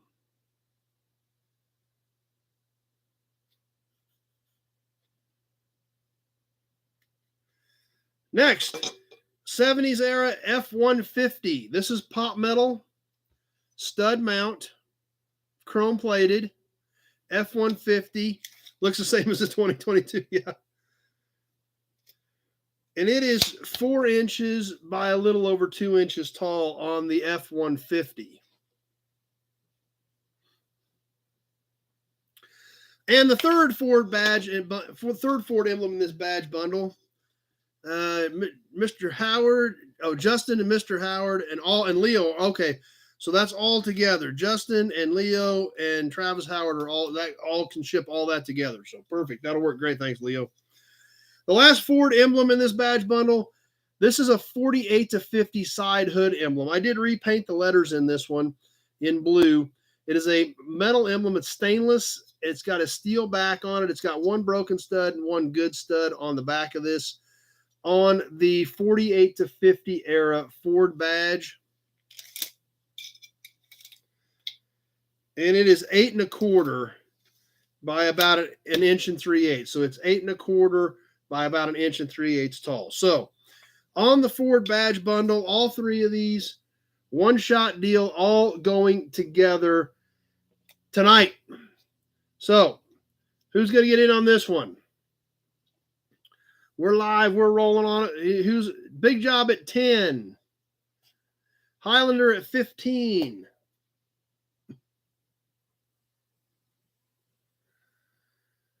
And let's see. What do we want to do next? Ooh, let's do that next. That's cool.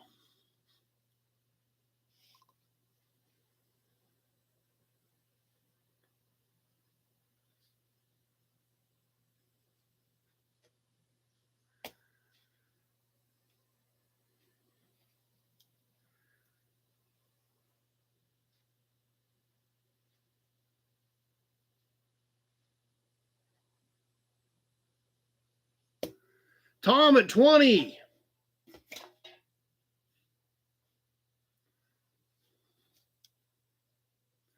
Actually, I use regular car paint on these. Model paint works fine. 1 minute has passed. Tom at 20. Before I sold the parts store, actually, I just got a quart of a couple different blues, red, white, black. That's what I've been using. So regular acrylic enamel is what it is.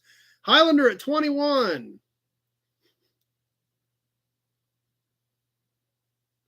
Yep, Alec would have bid, but he's AWOL. Yeah, we'll get into that here in a second. Highlander at 21. Minute 30 has passed. Tom at 25.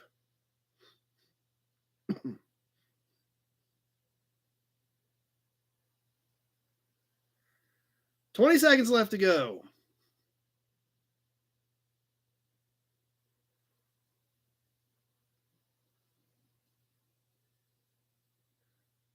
Just about down to the wire. Tom at 25.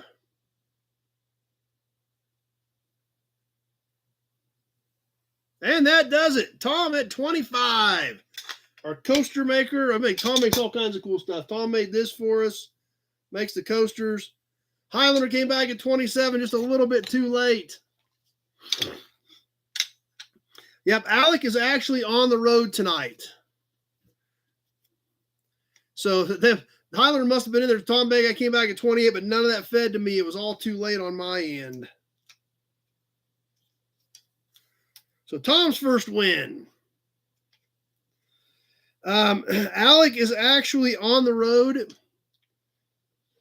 And I can't wait because Alec is, him and his son actually were going to Michigan to go to museums. And then he was dropping down to Indiana to do ACD, to do the Auburn Cord Duesenberg Museum, to do the Ford V8 Museum. So Alec is on the road this week. He's coming back through here end of the week to get the Packard. So, yeah, I'm sure Alec is out on the road with his son tonight, having a great time. So, super excited for him. Can't wait to see him later this week.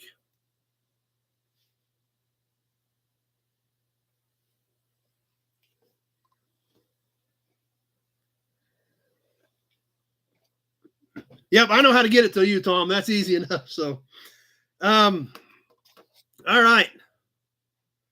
Let's do something super cool now. It's got a little whammo in it, but we all love these things. And they're just great pieces. This is a badge for a 1926, 1927 Buick. It is whammoed right here and a little bit right here, but the bulk of the blue and white is there. This was the one that had the little button on the back that was pressed flat to hold it on the grill shell. I wrote 2627 on the back of this after I looked it up on the American Auto Emblems website. This is a smaller version. There are 3 different sizes of this Buick badge. They said the smallest one was the 2627. It is about 1 3/4 inches by about 1 3/8 inches. So it's about 1 3/4 inches from the tip of the script to the tip of the script on this one. Big job starting us off at 15. It has great color if you guys can see it. That it's got nice deep blue on that. The enameling is good other than the couple of whammos on it. Eloy at 30. Button still intact in the back. It is pretty flat too. It's not all twisted up. So let's get this thing boogieing. Mark at 35. Yep, almost 100 years old.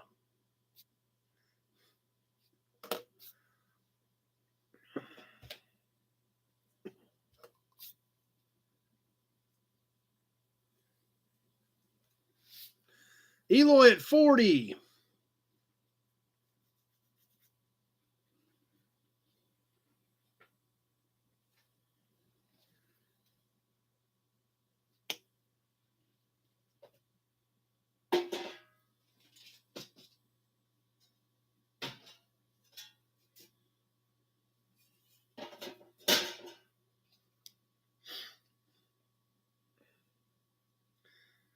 All right, just trying to get my thoughts organized here so we can keep moving along as I watch for bids.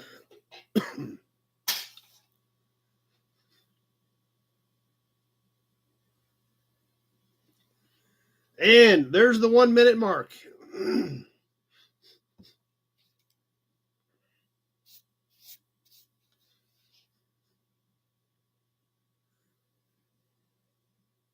Mark at 45.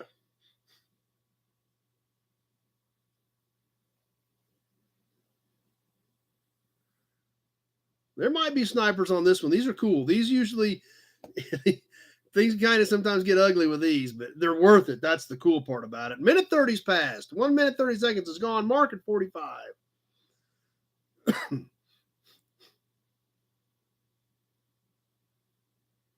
20 seconds left to go. Yeah, Leo says click.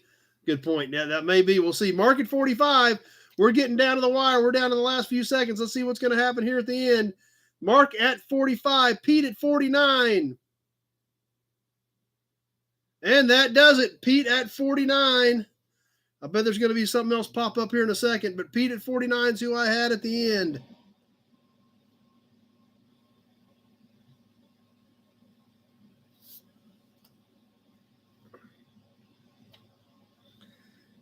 And just to kind of give you guys a warning, I've got one more badge coming up a little bit later that is just off the rails cool. So keep that in mind too. I've only got a couple of cans tonight. They're kind of starter level cans, so we're going to sell them together. Starting off with the new Texaco motor oil. This one has scuff scratches. The top is cut out of it, but it's got a good look to it, a good patina look, but still shows the color. And has it on both sides. Metal steel can. We can see the seam here. Probably 50s era. Travis is starting us off at 20. Along with the Texaco can, you're going to get a metal Quaker State. Also has nice bright color, just some scuffs and scratches, couple dents in it over here. But it is a steel can. We've got the seam right here. It was drained on the top, but it still has the top intact. Bottom still intact, says Quaker State on the bottom. Nice bright green and white. So they're again not, $500 cans, but it's still nice, good-looking cans that are going to be great display pieces. So Travis is starting us off at 20 on the cans. The pair of them both going together.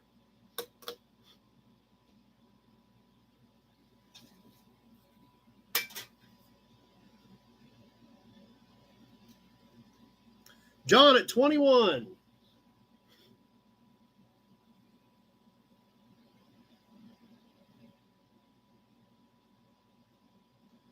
Kenny at 22. Zach at 23.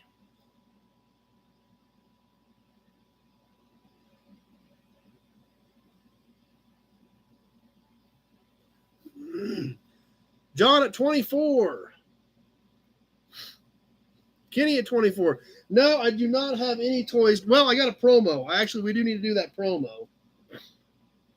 I got a promo we need to do, but that's the only thing I've got for toys. John at 24. He was ahead of Kenny. There's the 1 minute mark. These are both going together. You're getting the pair. Kenny at 25.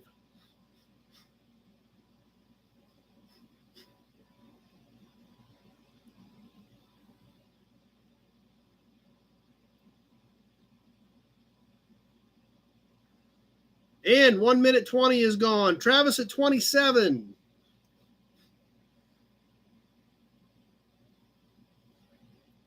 There's the 1 minute 30 second mark. Zach at 31. A minute 30 is gone. A lot of interest in these. Zach at 31. 20 seconds left to go. Lots of hearts popping up. That's always great. Travis at 32. Zach at 34.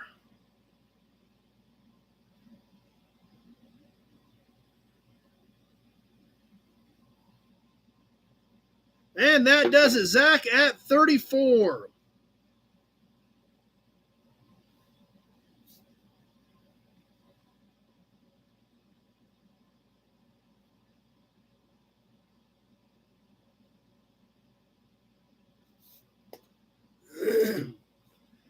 These two cans came out of a big load I bought at a swap meet. This is where I got these two particular cans at.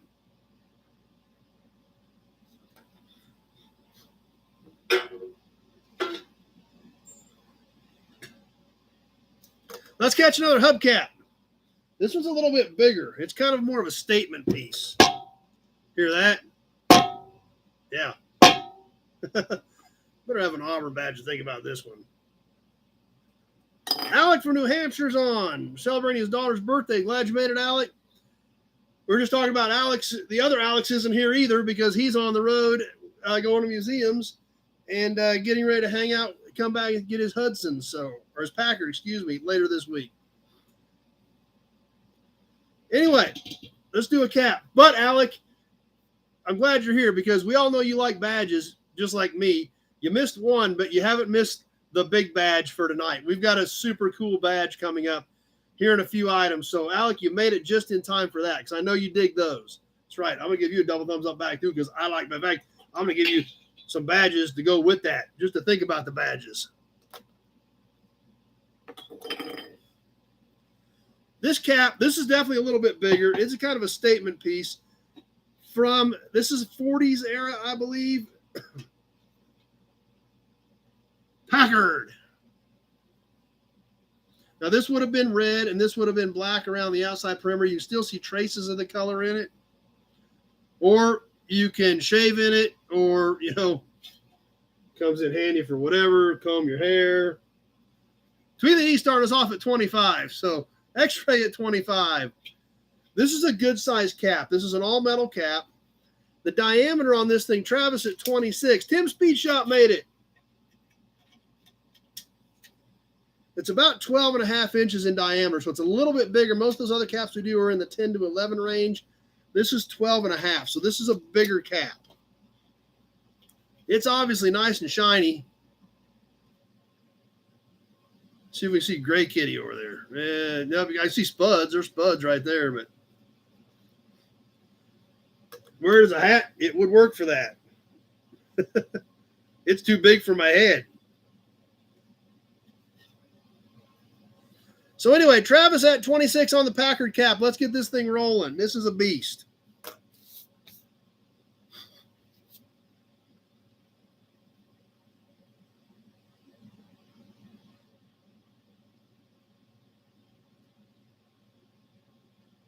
Robert says 48 to 50 senior Packards, what this one covers.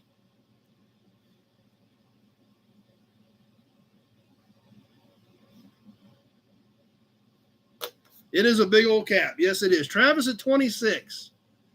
That's another good point, Tim. Anything that was a Packard was a beast.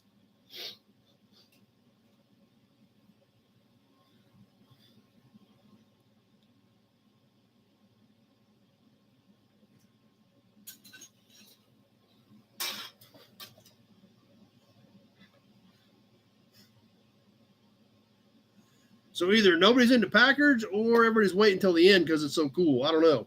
But we're going to find out in about 60 seconds because 1 minute has now passed.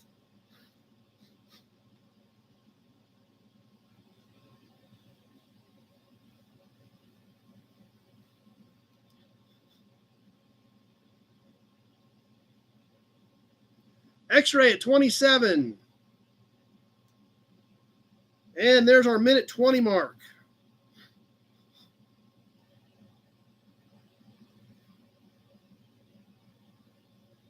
Travis at 30 at the minute 30 mark.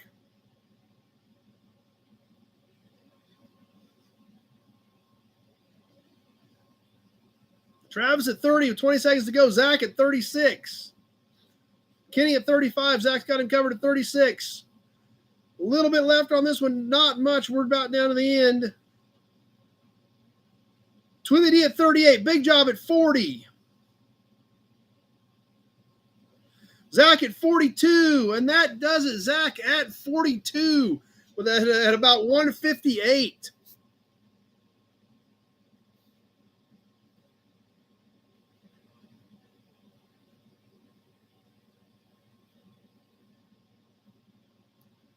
That one got interesting. That was kind of fun. Let's get another Kansas plate in here. A little better one, a little shinier one. This one's got some dings and dents, but still a nice deep black paint on this 1972 Kansas. Plus, it's one of the cool ones with the farm sticker on it, which is always kind of neat. This has some dings and dents, but still in pretty good shape on this 1972 Kansas. Travis starting us off at 20. We can see the deep shine in the black on this one. Justin at 10, Travis is at 20, X-ray at 21. This farm sticker was added to it. The truck is embossed. This is just a sticker that went on it. Backside paint starting to peel a little bit, but we can see where the truck and everything is all embossed in this one. Travis at 25. It is kind of dented up over here a little bit, but we do have a nice shine on this one. Look at this on the timer. PL 1440, 4-digit on the 72 Kansas plate. Not twisted up or bent up or anything. Let's see if we can see our timer in this one like we usually do sometimes. We can get the angle of the dangle right here. Where am I going to be? There we go. There we can see the timer ticking away. Outcast made it tonight. Glad Outcast is here with us. Travis at 25 on the 72 plate.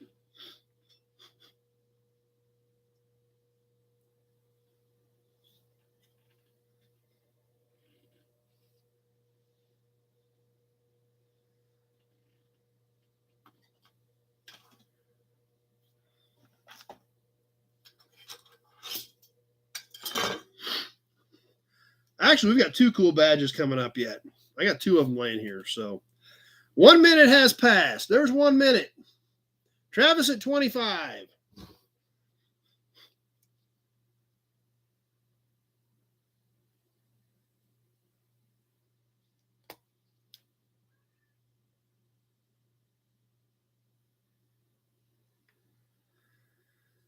Minute 20's passed.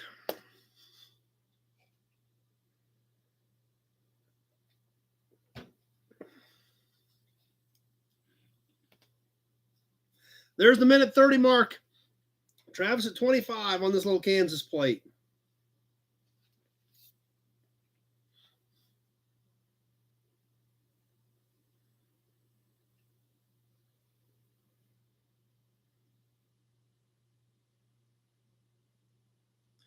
Coming down to the end, Travis at 25. Michael at 28. Boom, that does it. Michael, boom, slid that one in at about 157. Travis came back at 35. It was a little too late. We were well past 2 minutes at that point. Michael at 28. Played that one just right.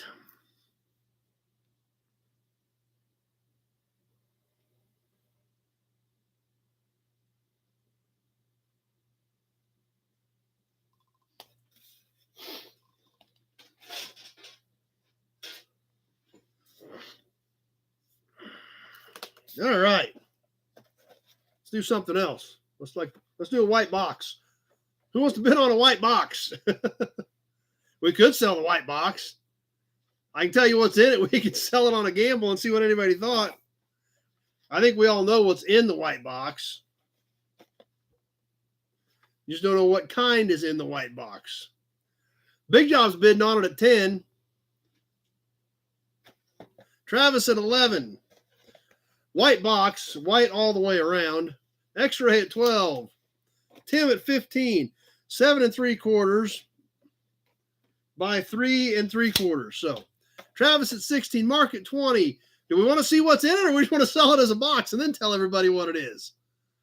Because we've got Travis at 22. Should we open it or not? I know what's in it. Travis at 23. It does not have a brand name on it. I'd have to open it to see what if it is stamped. It does not say the company on it. Travis at 26. So you guys want to see it? I guess we probably should show it to you. Maybe some of you won't like it. The box is actually wrong. Big Job says no. Just sell it. We can just sell it. We'll just sell it. Travis at 32. Obviously, it is a promo, but we don't know what kind of promo. It does not have the brand stamped on it. It's not like a 50s or 60s promo, but it's still a cool promo. So we're selling it in the box.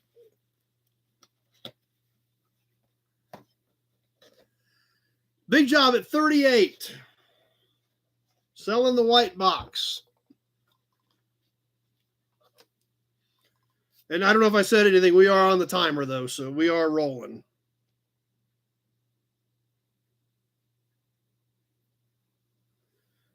Yeah, Addie says tell them the period. I think it is 80s. It is 80s. So Kenny at 39. Mark wants to see it now. I think we're in too deep to see it. It is 80s era. So Zach at 40. Big Job at 40. Eloy at 50.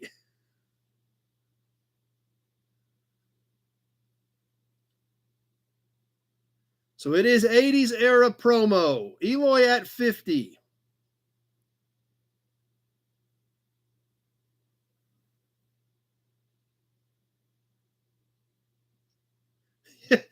Yeah, it opens it. There's nothing. No, there's one in it.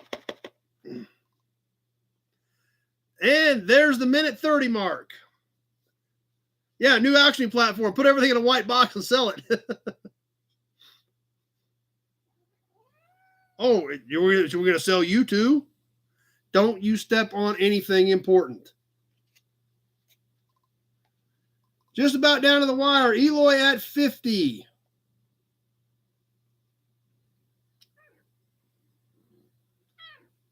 Yes, I see you. You are right in the way. And that does it. Eloy at 50. $10 on Gray Kitty.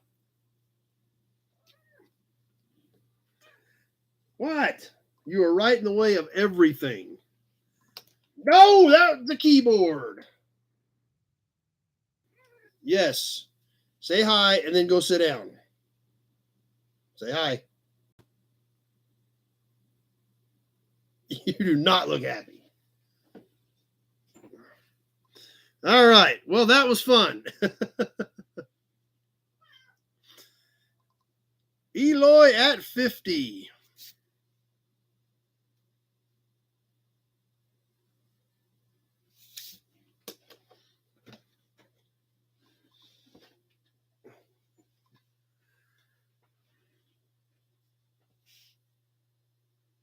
All right, let's do some Mopar badges and then get ready. We're going to do a super cool badge after this badge bundle. I'm going to give you a Hudson badge, an Auburn badge to think about getting ready for this super cool badge. It's getting ready to come up. What was it? That's up to Eloy. If Eloy says it, if Eloy says open it, we'll open it. But it's Eloy's now, so it's up to him.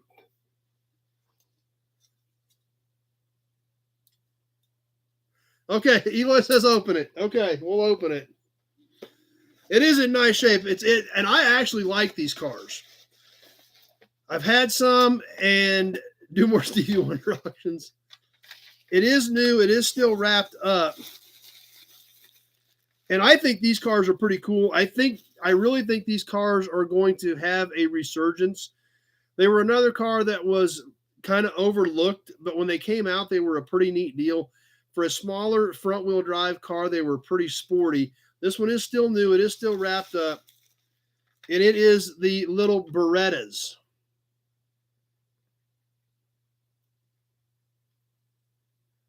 So I think these, when's the last time you saw a nice little clean Beretta?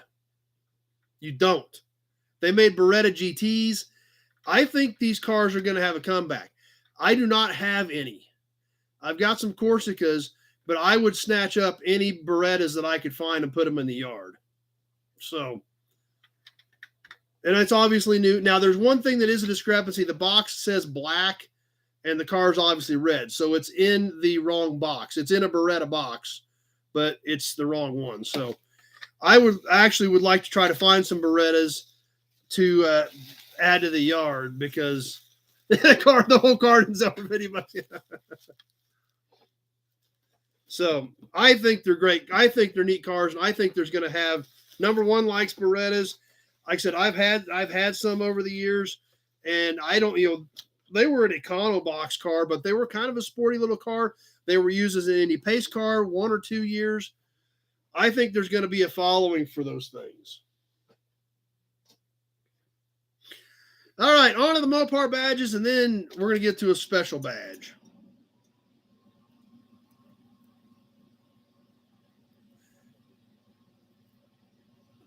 No one loves Berettas. Jeff said that's what he was guessing. All right, Mopar badge bundle. We had somebody ask about Mopar stuff.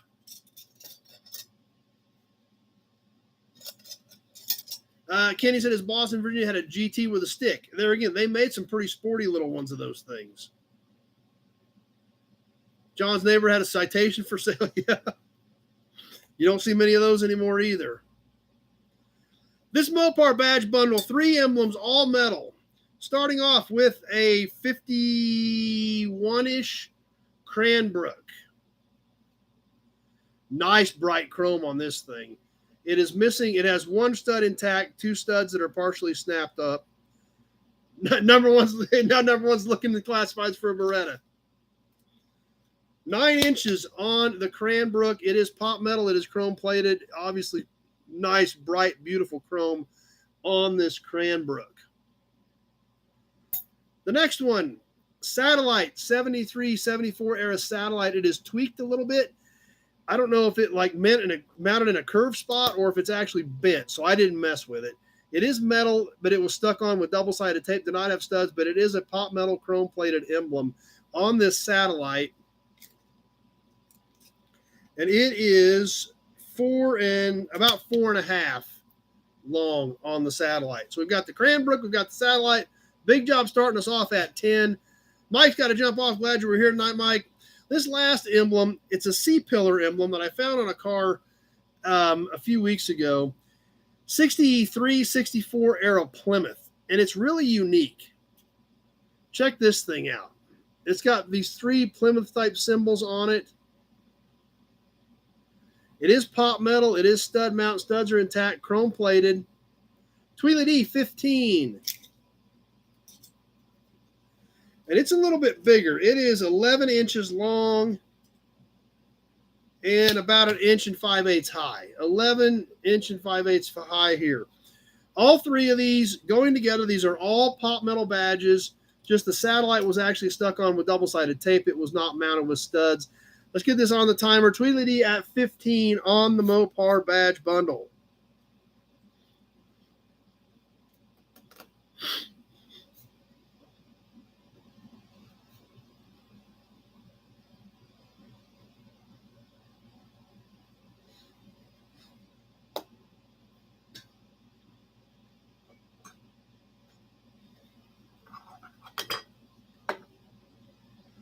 Joe's Classics made it.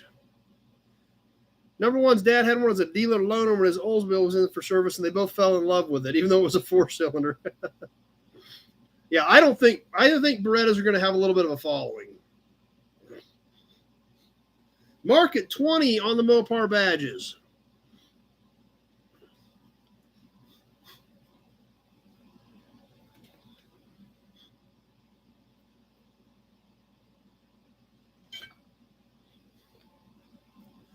And there's our 1 minute. Mark at 20.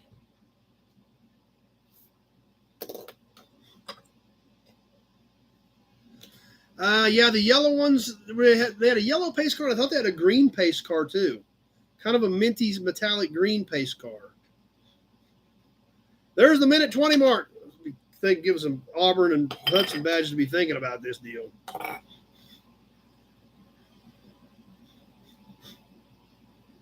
And there's our minute 30 mark. Mark at 20 on the Mopar badge bundle.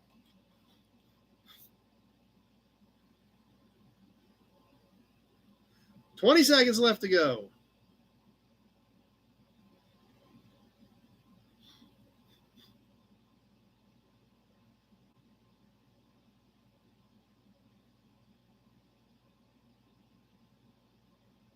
Coming out of the wire, Tweedledee at 21.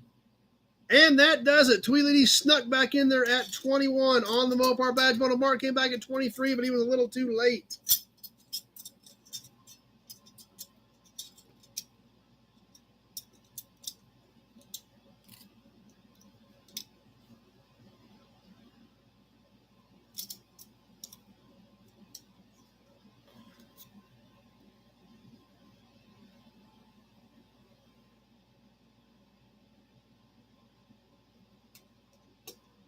All right. Okay. I told you guys we had something really cool coming up. I hope Alec is still with us. I know some of you other badge fans are up there. We got a super cool badge coming up next. In fact, we need to have some other badges to think about this first. We need to have a Hudson badge, and we need to have an Auburn badge. So we got to get ready for this big badge. So we're going to have a Hudson badge. We're going to have an Auburn badge. And what the heck, let's have another Auburn badge. Where'd that one pop up from? Yep, I found an extra. And actually, it's a little bit better than mine. But this is the one I'm going to sell. It is chipped up here, but I got this one from Doug. from Doug Prey. So this is the one that we're going to sell. So who wants their own Auburn badge? It is the same as the one we've got, 1928 to 1930 on this Auburn badge. John's starting us off at 10. Zach says, I'm a Badger. I like badges. These Auburn badges are 2 3/4 by about 1 7/8 inches. 2 3/4 by 1 7/8 inches. David 20, Tweedledee 20. That's a bunch. David W at 30 is my high bidder. So number one, 54 Hudson Jet 1000 Canadian, almost complete and almost solid. I've got, it seems like I've got 2 Jets, I think.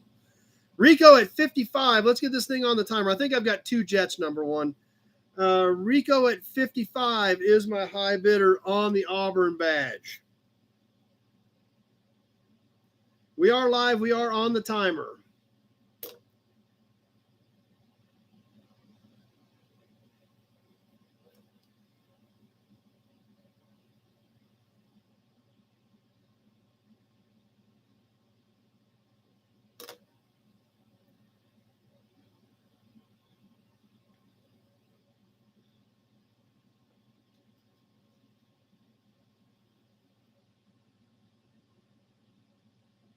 That got real interesting, and then everybody shut down. So we'll see what happens.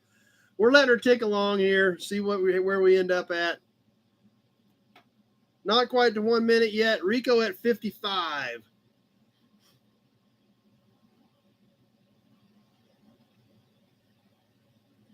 And there's the 1 minute mark. 60 seconds, a little less than 60 seconds left now on the Auburn badge.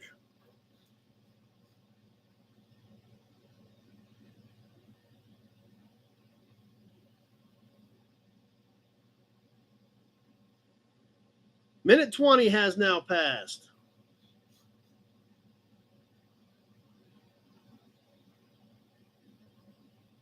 There is our minute 30 mark. We're coming down to the wire on this. Rico at 55.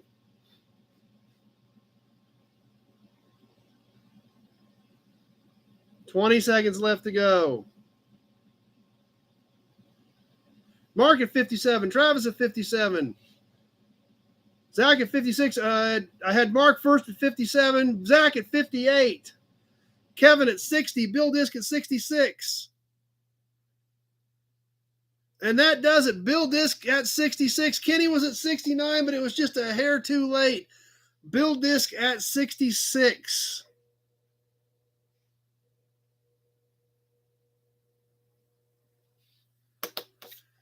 Whew, that one got kind of interesting there.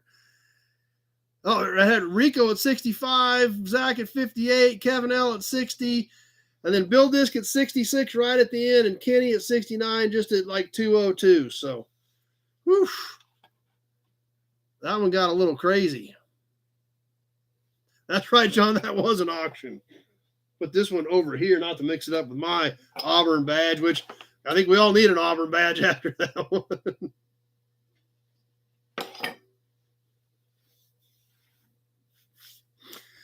All right. I told you I had another Missouri plate. Let's squeeze that one in. This is a few years older, a little bit more paint left on this one, but it does still have some surface rust.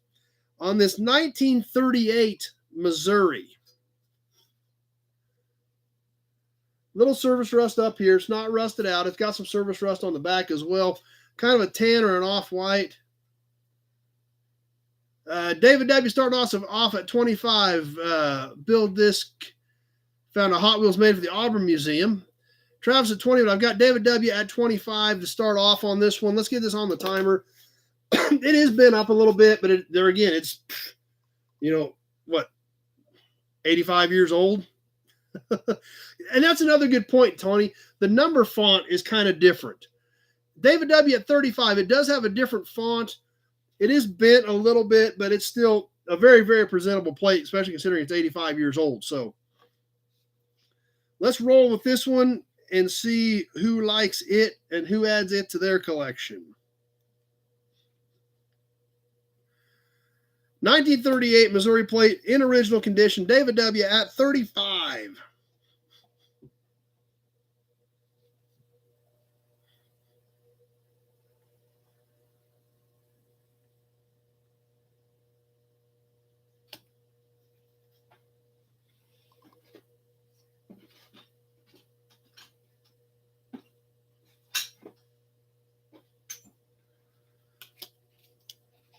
as we hit the 1 minute mark.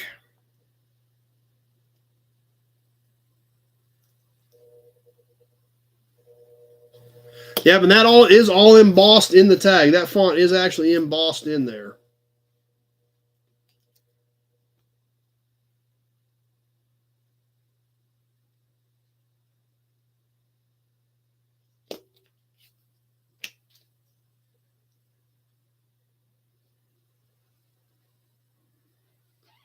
Minute 30 has passed. What do we have down the line? We're getting close to the end. 20 seconds left. I got a couple of caps. One more badge bundle. Travis at 39. Couple caps, a badge bundle, probably another plate. Travis at 39. Coming down to the end on this one. And that'll do it. Travis at 39.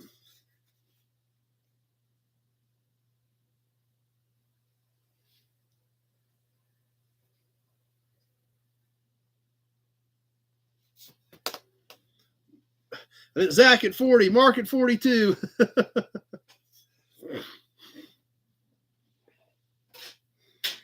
So, okay, yep, we got 2 more caps, 1 more badge bundle. I got another pack of matchbooks out here.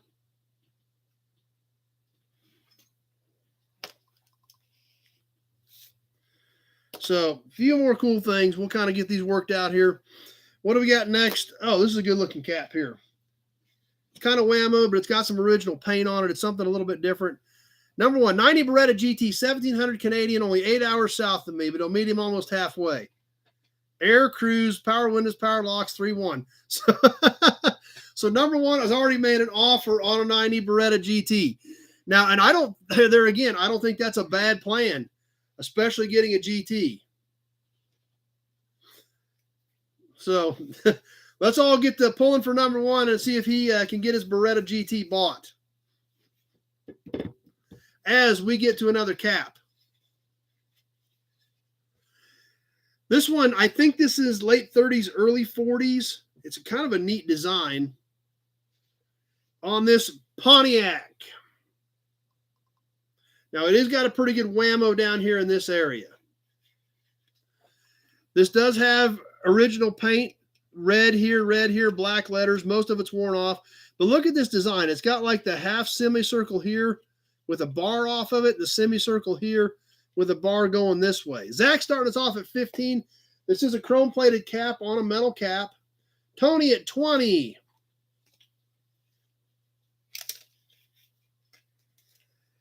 Nine and 3/8 in diameter. 9 and 3/8, almost 9.5 on this one. On the Pontiac cap. Nice bright chrome, just whammoed here. This edge is all stamped in here. On the Pontiac cap. I'm thinking late 30s, early 40s. Definitely shiny.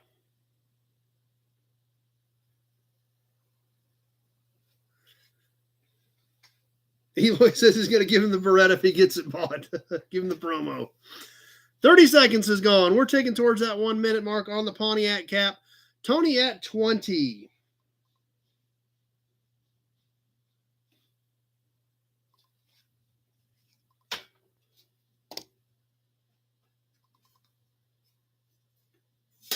Mark at 25. Tony at 30.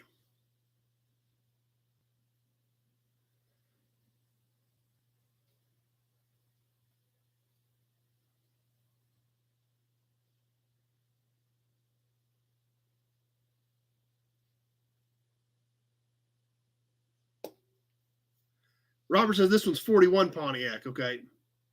Mark at 33.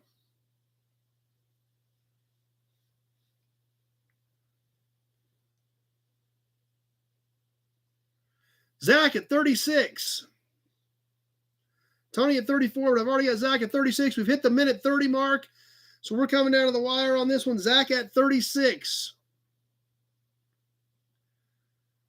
20 seconds left to go. Tony at 38.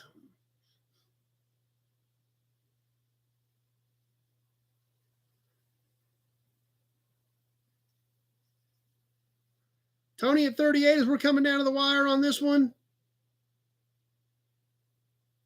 And that does it. Tony at 38. Zach came back at 41 at 202. So Tony at 38.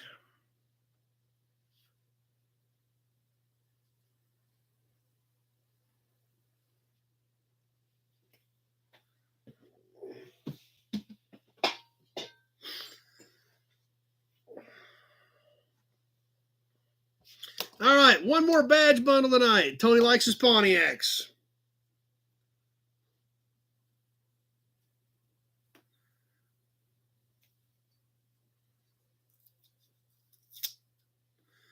How about a Chevy badge bundle? I know we got lots of Chevy fans out there. We've done a Ford, we've done a Mopar. Let's get a Chevy badge bundle in tonight to wrap up the badge bundles.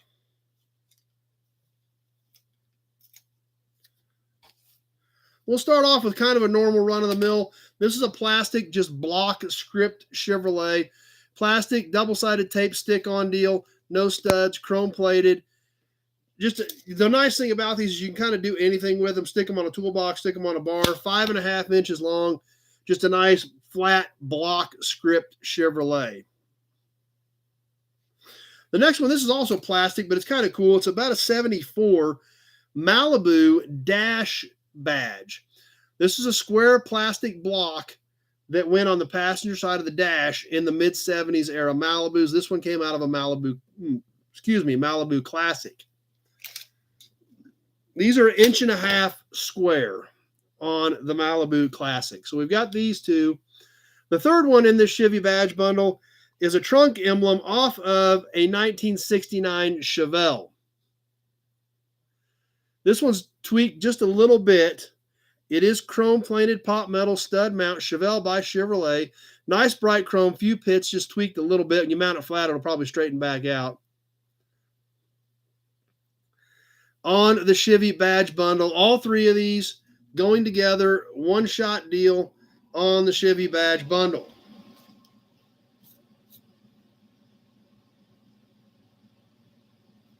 All right, let's get this one rolling. Tony at 10.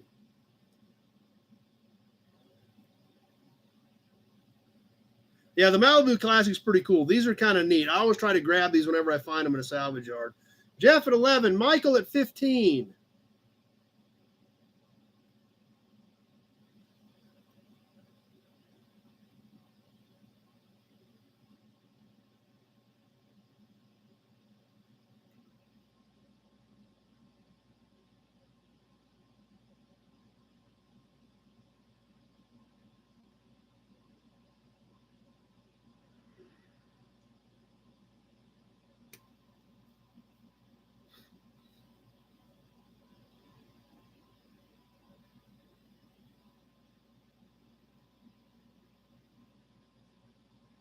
As we tick away towards the 1 minute mark, I've got Michael at 15.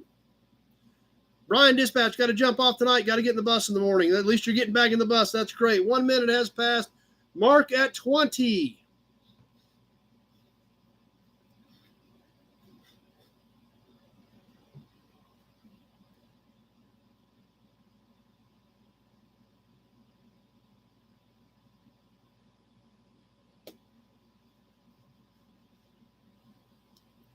Minute 20 is passed. Coming up on that minute 30 mark. Mark at 20. And there's the minute 30 mark.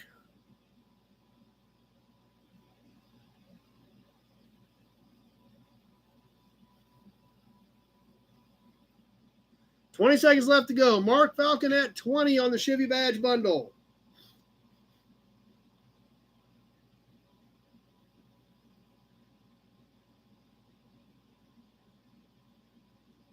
Zach at 21. And that does it. Zach at 21. Johnny Z was at 25, just a hair too late. Mark was back at 26. But Zach at 21 is who we had at the 2 minute mark. Johnny Z barely. I mean, that was like 201. Barely missed it.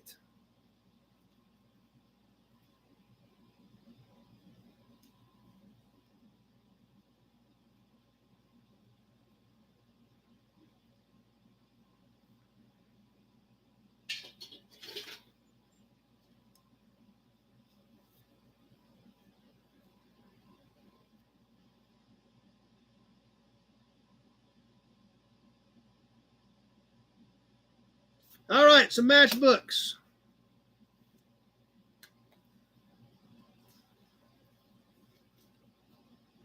Two of them in this bundle as well. There again, because they've got awesome graphics. The first one, Galleon Road Machinery, the Galleon Ironworks, Galleon, Ohio. The dealer was Wentz Equipment Company, Topeka, Kansas, Galleon Graders and Rollers. Check this thing out. Boom, look at that. The Galleon Steamroller. And inside, the Galleon Grader.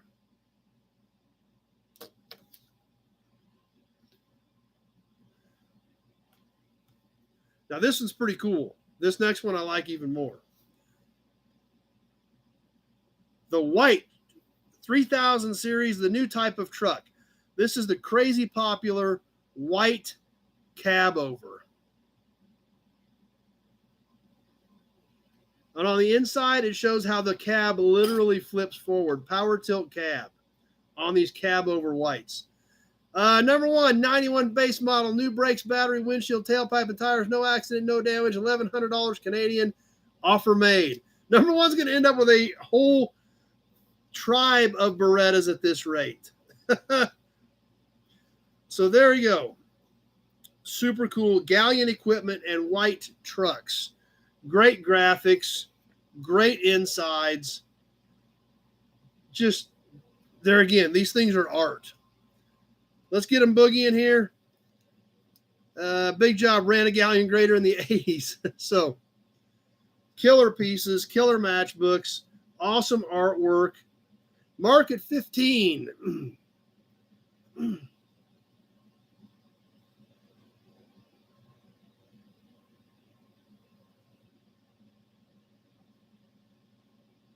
X-Ray worked on one of those rollers. Kenny at 16.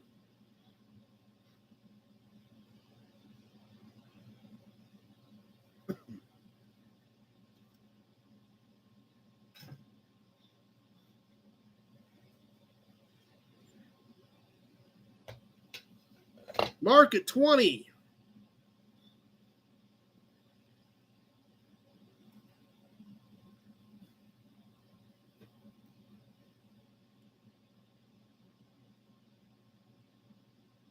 And 1 minute has passed. Mark at 20.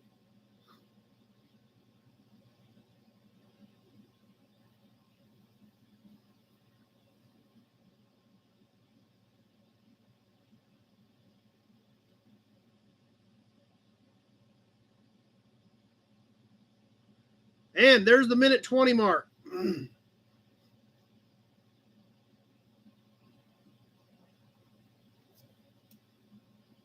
Minute 30 has now passed. Mark at 20.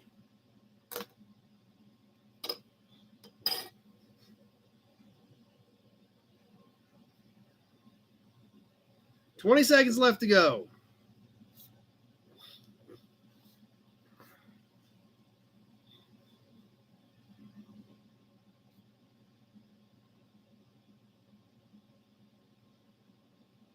Just about done. Mark at 23. Mark wanted to cover himself, and that did it. I don't know if there's any other bids out there, but Mark at 23, just in case somebody else jumped in.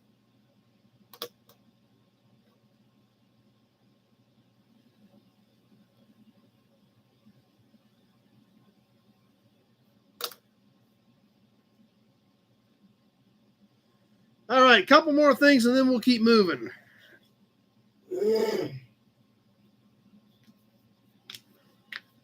One more cap, one more plate. This next little cap, better give everybody something to think about here before we get into this last few pieces. This little Chevy cap, I'm thinking this is like, I don't know, mid to late 30s. It's kind of banged up, but it's got nice, bright, shiny chrome on it.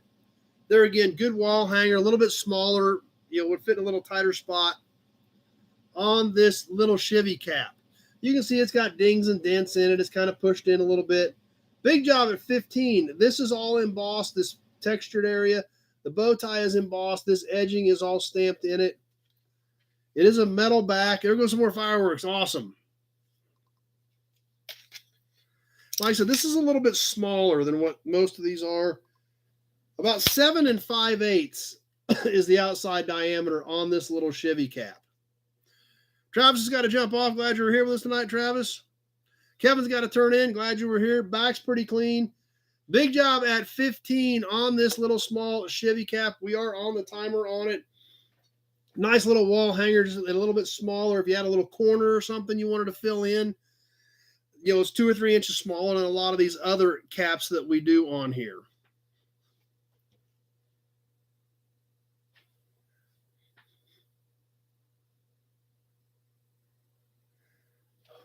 We'll get this. We'll get one more license plate. Then we're going to get into some more stuff.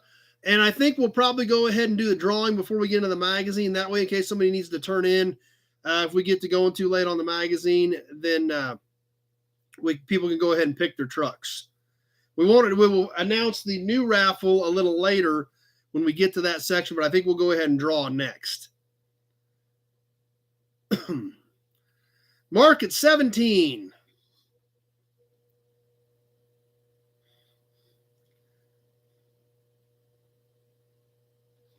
And there's the 1 minute mark. Mark at 17.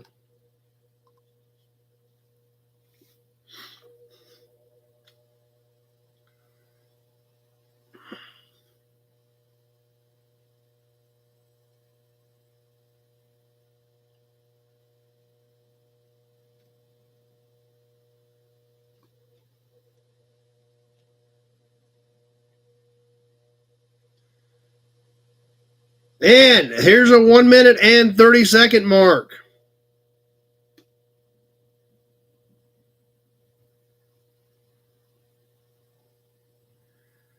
$20 seconds left to go.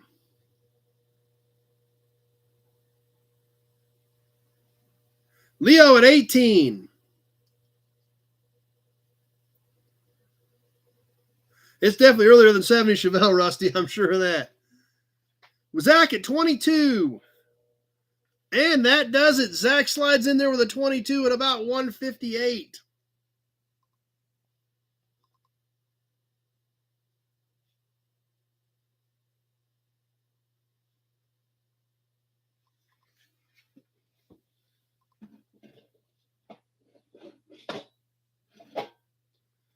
All right, one more plate, and then we'll move. Then we'll get on to the drawing.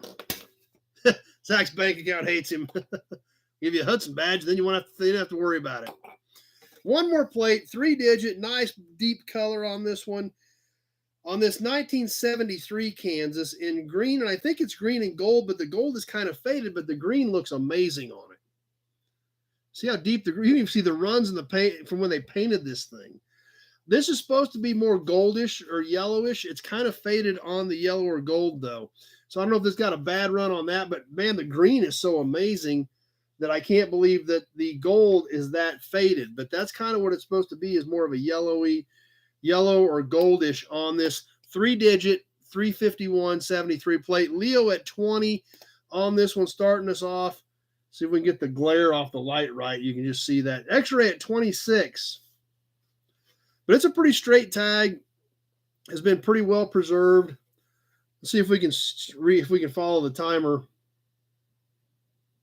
Yep, there we go. Well, the runs actually make it a little tough to read. That's right where the factory runs are at.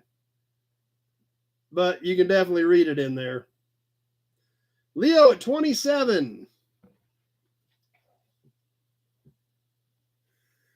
Bill has something with a 351 engine. There again, perfect. If you're a Ford guy, 351. There you go. Leo at 27.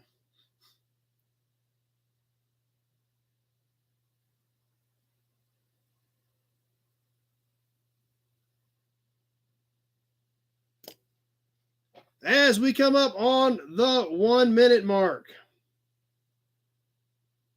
If the runs make it hard to see. Leo at 27.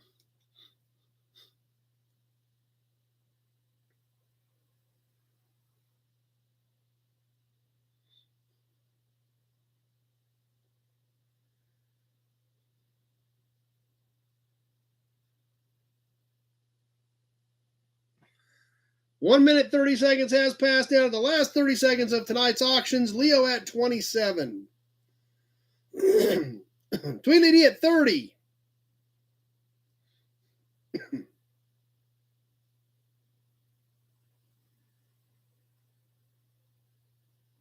Leo at 35.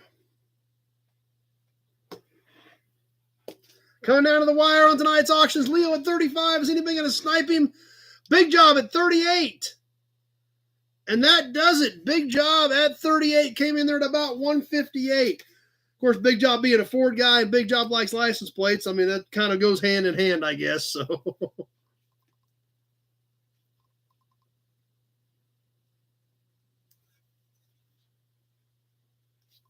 pretty cool piece. Zach, if that was a May of 83, I'd be all over his birthday's a week from tonight. So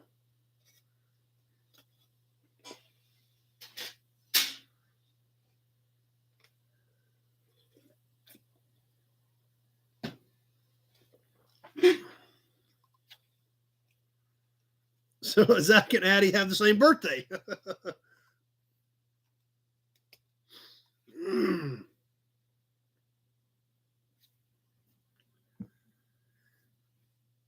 In Kansas, you can register these plates. Yes, in Kansas, you can use a year of manufacturer plates.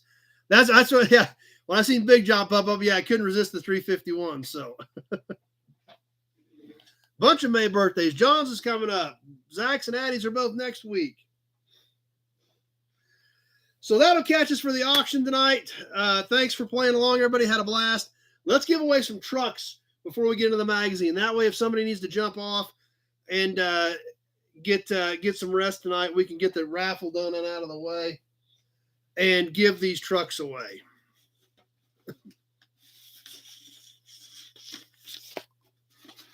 All right, who is in? Who is in from the last couple of weeks? Happy birthday to all the winners! Yeah.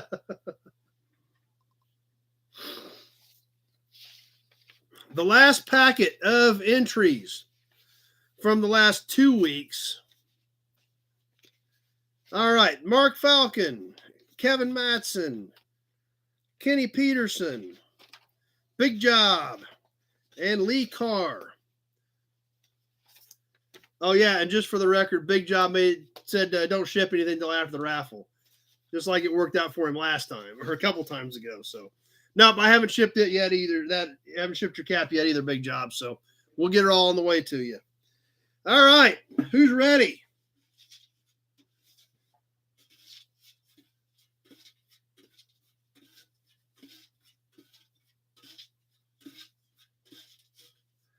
If you're on, you get to pick your truck till we get down to the end. Oh, I got all the names in here. Sure, lots of familiar ones there that everybody recognizes. What, that one that fell out, get that drop back in there. And let's give away these 3 trucks. You can only win once. So when I draw your name, after I draw your name, you're out for the rest of them. But let's get to it. And then we'll go over the other raffle a little bit later after we do some of the magazine. All right. First name out of the big Buick oil can.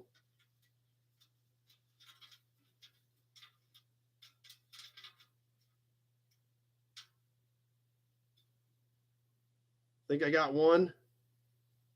I got one. Is it a blank? No, it's not a blank one. Leo. Just had my finger over it. Leo gets first choice.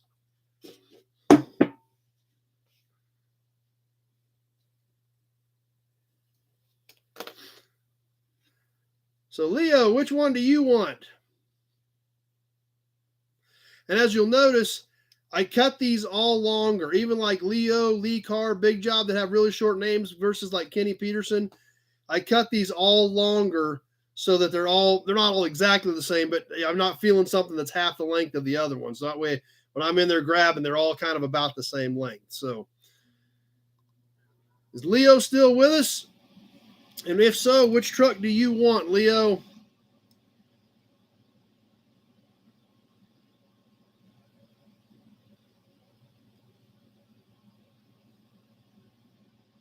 Leo's taking the big orange. This one, I assume, Leo, the cattle truck.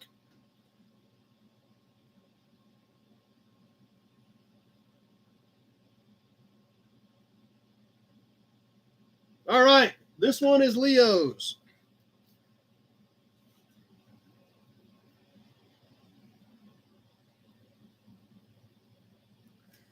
All right. Next. Leo's out. If we pull Leo's name again, he's out. All right. Let's grab another name.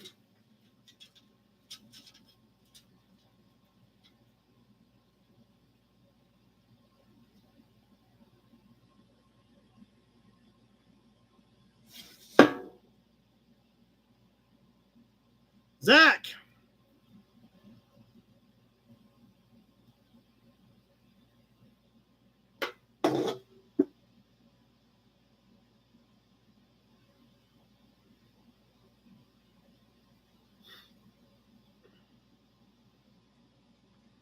Leo's building the nobody shelf.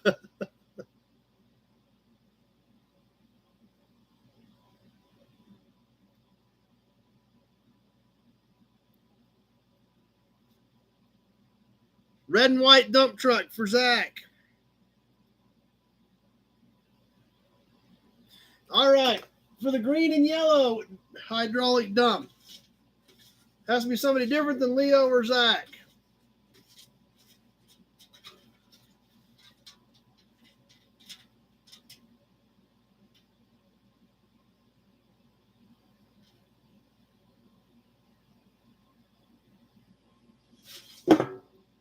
Well, Bill Disc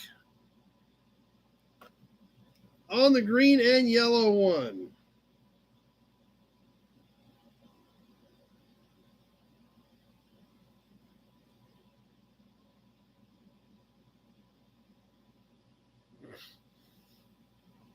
All right. Congratulations to all our winners.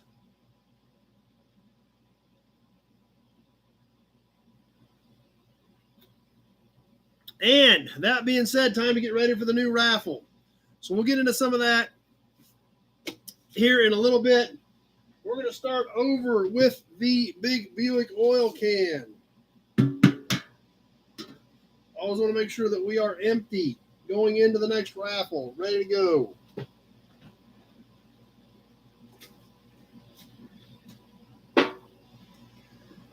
All right.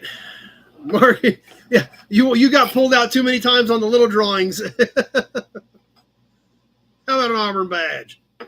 Let's catch part of the magazine tonight. We're already running a little bit long, but we'll catch some of the magazine. We got to get into the new raffle. Unless you guys want to announce the new raffle right now, we can do that if you'd like. We can go ahead and do the new raffle real quick before we get into the magazine if you guys would like to. Because there's some we need to talk about it. It's kind of a cool deal.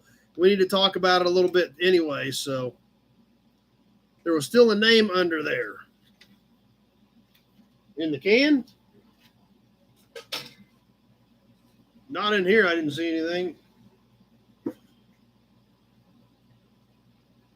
Everybody says do the new raffle. Okay. Let's get into the new raffle real quick. So that way we all know where we're at, what's going on. Because it's kind of a cool deal. So first off,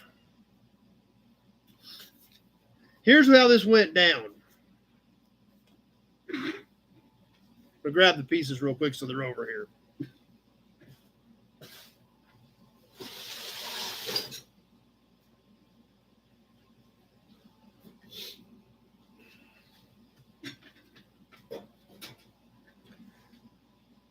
I'm at the Rangeline Antique Mall, okay? And I'm chopping around. We're picking some stuff out. And I find a piece that I think is perfect for the raffle. But it was priced a little bit more than what I wanted to pay for it. So Ray, the guy that owns Rangeline Antique Mall, that got to know a little bit, I said, hey, can you call your vendor? Here's what I'll give for this piece. He said, yeah, sure. I said, here's why I want this piece. I said, I want to use it for a raffle on Sunday night. So he goes, yeah, that sounds cool. So he calls the vendor and tells the vendor, and he accepts my offer. And he says, so you raffle this? I said, yeah, I mean, everybody gets in the raffle. We sell raffle tickets. We draw at the end of the month. It's a lot of fun. And he says, hey, can I be part of the raffle? I said, sure. He goes, I want to help out. Sweet. So he made a donation to the raffle. So we got 2 really cool prizes. I'll find something the third piece to go with it. But huge shout out to Rangeline Antique Mall in Joplin, Missouri for helping us out with this month's raffle. So here's the first piece. This is the piece that I picked out and bought for this month's raffle. And it's great. It really is. It's something that I could probably see keeping. I don't need one in here because I've already got one up there similar to it, but it's a great piece. So the first piece, this is the one I want that I purchased, and then Ray donated. So, and both of these pieces are pretty good. So there again, the first name out of the hat, we'll have a choice, and then we'll have some license plates or something. We'll have a decent third prize as well. This prize that I bought, this thermometer, I think is great. Delco dry charged batteries. This is an original, probably 50s era Delco thermometer. And I think it works. My Chevrolet one shows mid 70s. This one shows upper 70s. So pretty cool piece.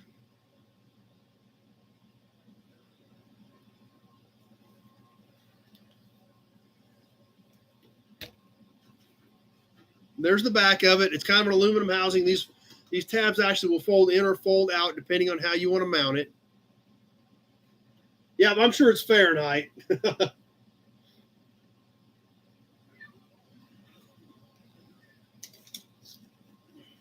Lots of excitement about this thing. It's right at a foot in diameter, just a tick under 12 inches. Zach says that's epic. It's a cool piece. It really is. Like I said, this is a piece I could see keeping.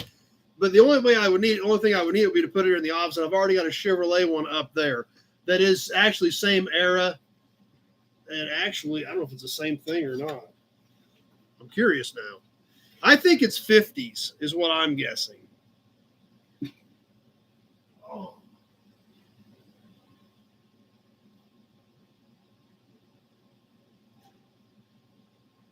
Now, my Chevrolet one's a little bit different, but it's definitely, it's about the same size and about the same layout. Eloy Hill says he'll take it.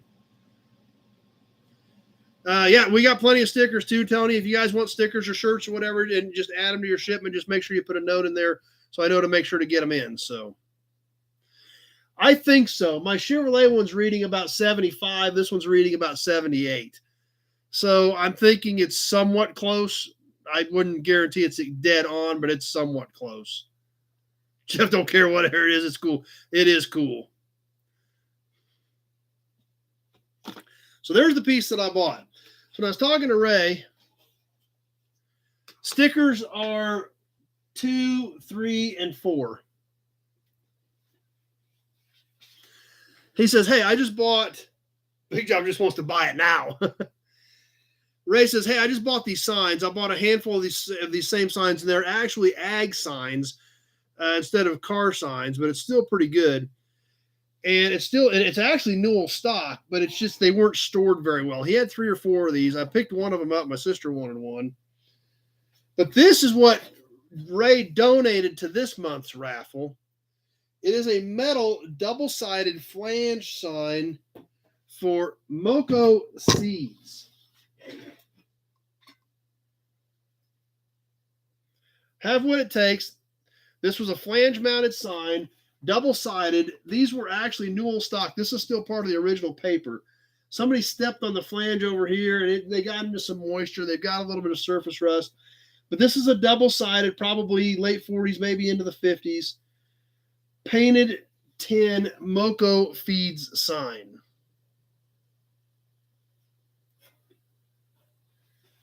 This sign is about 2 feet, not counting the flange. 23 by 18. So 23 by 18 on the Moco sign, Moco Feed sign.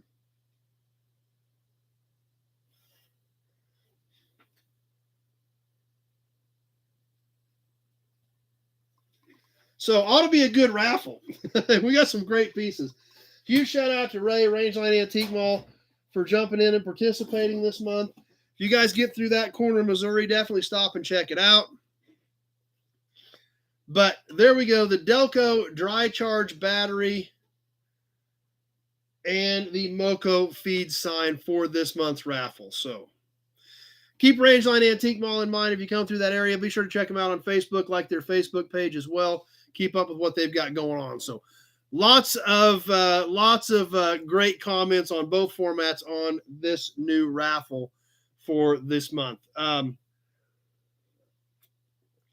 was looking at the calendar, and obviously we went a week past this time, and this month actually ends right smack in the middle of the month on a Wednesday. So I think we'll give this away like June 3rd.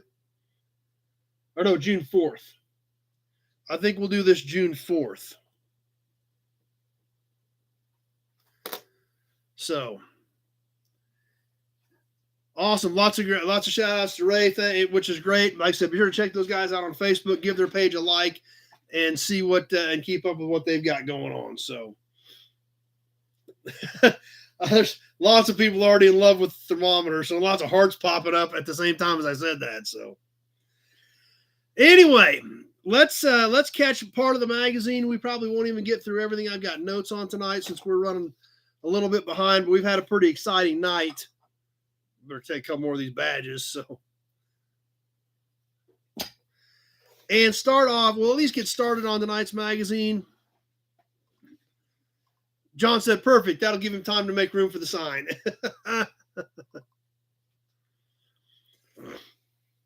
So we'll get into part of the magazine. We've also got some new inventory to talk about, plus all the new videos that are coming up.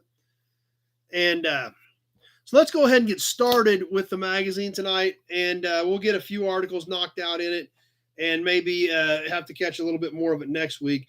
But it's a cool magazine. We're going back to September of 1965 with Motor Trend, the first photos of the 1966 cars, and I thought this magazine cover was outstanding just because it's an iconic shot, and I've seen this magazine before multiple times. Norma's got to bail off tonight. Glad you were here, Norma.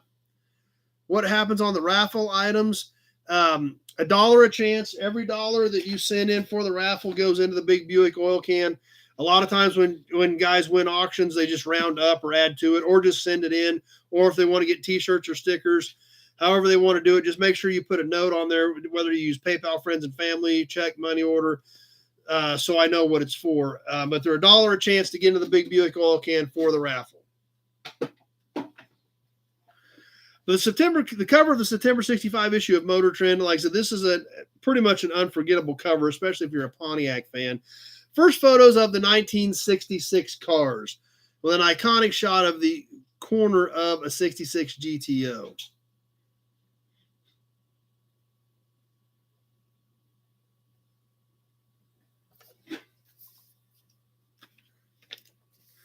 So we'll go ahead and get into, actually, in all honesty, this first part of the article is probably going to take a good chunk of what time we've got left. When we get into Motor Trend, they've always got a spotlight on Detroit or, that type of an article. Tony's already into it. And there's so much great stuff in here. We'll get at that, maybe a few other articles, but most of this we're probably going to have to push off till next week. But Spotlight on Detroit had so much good stuff in it, and also some stuff that kind of rings a little true today to me. But Spotlight on Detroit, forecasts, facts, and rumors. Now, there's not a lot of pictures with this stuff. This is mostly text. But there's so much great stuff in here that it was, and like I said, some stuff that sounds a little too familiar to today as well. The first article in Spotlight on Detroit, NASCAR and USAC have finally gotten together on some of their stock car racing rules. These will go into effect immediately and will cover the rest of the 65 plus 66 season. In essence, they will allow Hemi-engined Chrysler cars to re-enter NASCAR. For 1966, a joint committee from the two sanctioning bodies will classify American production cars into four categories. Standard, meaning 119-inch wheelbase and 430 cubic inch maximum engine displacement. Intermediate, 115 to 119-inch wheelbases and engines not larger than 430 inches. Compacts, less than 115-inch wheelbase with engines less than 335 or smaller. and sports cars. So basically, they finally decided to let the Hemi back in. And so that was the first part. Now, as I get down here, as I was flipping through, because like I said, these have multiple small blip articles in this forecast on Detroit. We get down into the next section, or the next article after this one. It is true, Dodges and Plymouths will be back in NASCAR, but rules restrict the narrow-bodied, short-wheelbase Belvederes and Coronets to tracks of 1 mile or less. Full-size Mopars are welcome everywhere. Bill France of NASCAR said the reasoning here is that the narrower intermediates have about an 8-mile-per-hour advantage at fast tracks like Daytona, and the rule is meant to scotch the tendency to put larger engines into smaller and smaller cars. So, and to kind of bring that even a little bit further, the next blurb in this segment is also about NASCAR. And it almost rings true today to me. Many observers feel that complaints from promoters at NASCAR circuits about falling attendance was what really brought about the rules consolidation. Let's see what's happening to NASCAR now that they've got Car of Tomorrow and they all look the same and they all do the same things. So many observers feel that complaints from promoters about falling attendance is what really brought the rules change. Except for the Motor Trend 500 first race of 1965, all big tracks showed 20 to 25% drops in gate revenues. Now remember, this was after they outlawed the Hemis. This compared with last year's high when the Mopars were running full force. Because announcement of the rules consolidation came right about after the June 13th Atlanta race, where attendance fell 38,000 from 1964, it's a good indication that spectator enthusiasm and revenues played a big part in the decision. Well, they figured that out in 1965. I don't know if they've got it figured out yet today, but it was so ironic to read that, and you see what's happening to NASCAR today. And I was like, holy cow. I mean, it's almost like, okay, we're going to outlaw this, we're going to outlaw that, and, you know, anybody that's super fast, we're going to outlaw you. And then what happened? Everything dropped. The last 20 years, Car Tomorrow, Toyota came in, cookie cutter cars, not a lot of excitement, not a lot of style, and it seems like it continues to slide. Zach, the only thing I'm happy about NASCAR, I'm happy about is they're reopening Wilkesboro in North Carolina. So, I don't know. Kind of sounds like history's repeating itself. Only they caught it after about a year here. Still seems like it's sliding today, in my opinion, for whatever that's worth. So, kind of crazy. Another thing that's kind of crazy to think about, and once again, we've got to put ourselves back in 1965. A problem with radial ply tires is that they cause a rough ride and require a costly revision of the front suspension of any car using them. The reversal of the radial plies caught many in the auto and tire industries by surprise, since they were programmed as options for the 66 Mustang, Comet, and Fairlane.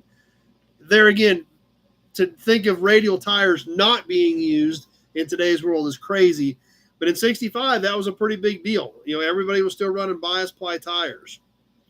Something else in the Detroit news. One component on the 66 cars seems to have automotive insiders talking more than anything else. Remember, we're in September of 1965. What has insiders talking about something more than anything else? It is talking about the Cammer, the OHC6 Pontiac engine, the overhead cam 6-cylinder the Pontiac made. It's the marvelous fiberglass reinforced rubber belt that'll serve as the timing chain on the front end of Pontiac's new overhead cam 6-cylinder engine. Some people say it's the industry's most daring feature since the Tempest introduced the flexible drive shaft. The idea of a glass cord rubber belt has been pretty well proven in the industrial application. There again, timing belts are used in about everything anymore. 1966, that was foreign. That's right, Bill. It's a bunch of billboards running around a racetrack. That's exactly what it is. They all look the same. That there's nothing any different. There's no style. There's no flash, and it seems like it continues to slide. Right around 2000s when I quit paying any attention to it, and I don't know when COT came out, but at the end of the 90s, early 2000s, they still at least somewhat had to, fit the mold of the car. But something else that was kind of interesting, keystone of the auto industry's current record-breaking sales success is the multiplicity of car types and bodies. For this reason, the industry's product planners have been making a concerted drive to find new types of cars that might become best sellers. The next new vehicle type on the auto horizon is the utility sports car. Among the big three, Ford will make its debut first in this field with its 1966 Bronco. But Chrysler will have a utility car by 67 or sooner, and GM is well along in planning and styling such a car, although the decision to build it will probably depend on how well Ford's unit sells. This type of car will get its first big publicity and advertising play when Ford enters the field, but it really isn't new since Kaiser's Jeep and International Harvester Scout have been doing fairly well for several years. In addition, similar utility cars have been imported into this country by a BMC, Rover, Toyota, and Datsun. Once again, something else to think about. The 66 Bronco, new news, big deal. And obviously they had no idea what this market would be like today, almost 60 years later, of what these trucks are doing. Okay, tons of comments I've been missing here. Let me get caught up here. At least they're stock-based, like rear-wheel drive, two-door V8 Camrys. Yeah, that's right, Shopcat. Completely stock-looking, like the V8 Camry you can buy at the dealership. That's right. They went from chains to belts and are money back to chains again. Let's see. Joe's got to jump off tonight. Glad you were here. Number one, NASCAR died when they stopped using liquor and tobacco sponsors, started using front-wheel drive cars. Yep, there's some truth to that too. Have not seen the new Ranchero, no.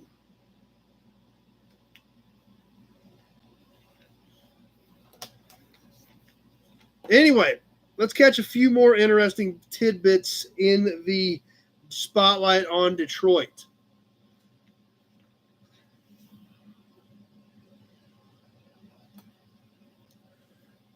Gordon Buehrig, legendary designer of the famed coffin nose cord and a plastics engineer for Ford Motor Company for several years, will shortly resign to become an instructor at the Arch Center School in LA. The school is a major source of today's U.S. automotive stylists. Obviously, Gordon Buehrig heavily involved with the design of the coffin nose cord, worked for Auburn and Cord, helped Glenn Prey with the 8/10 cord in the mid-60s. So a lot of cool information there. And at that point in 65, stepping down, taking a step back, and going into teaching to share his knowledge of car designing. Just like the Auburn Boattail Speedster blueprint that we've got that says traced by Buehrig on them that he did. So pretty cool stuff there and legendary as well.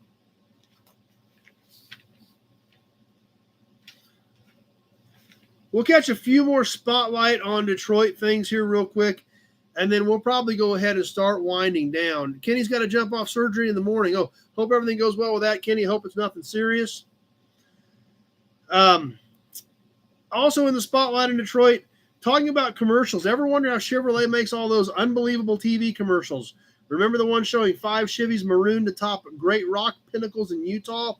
Well, they helicoptered those cars up there. Also, remember the one where an Impala was being washed by waves out in the ocean? I don't remember, but same technique, but this car finally drowned in a sea of troubles. The photo shows the jet smooth ride car that looks as it glides along without wheels. Well, it does. They suspended the body from a moving crane and invisible wires. So there again, in today's world of CGI, they can pretty much make the computer do what they want. But that's what was cool about this. It actually showed a picture of them filming a Chevrolet commercial here with the car suspended. Perfect, Tweedledee. That'll be great. Yep, everybody's saying good luck to Ken. Hope everything goes well with that.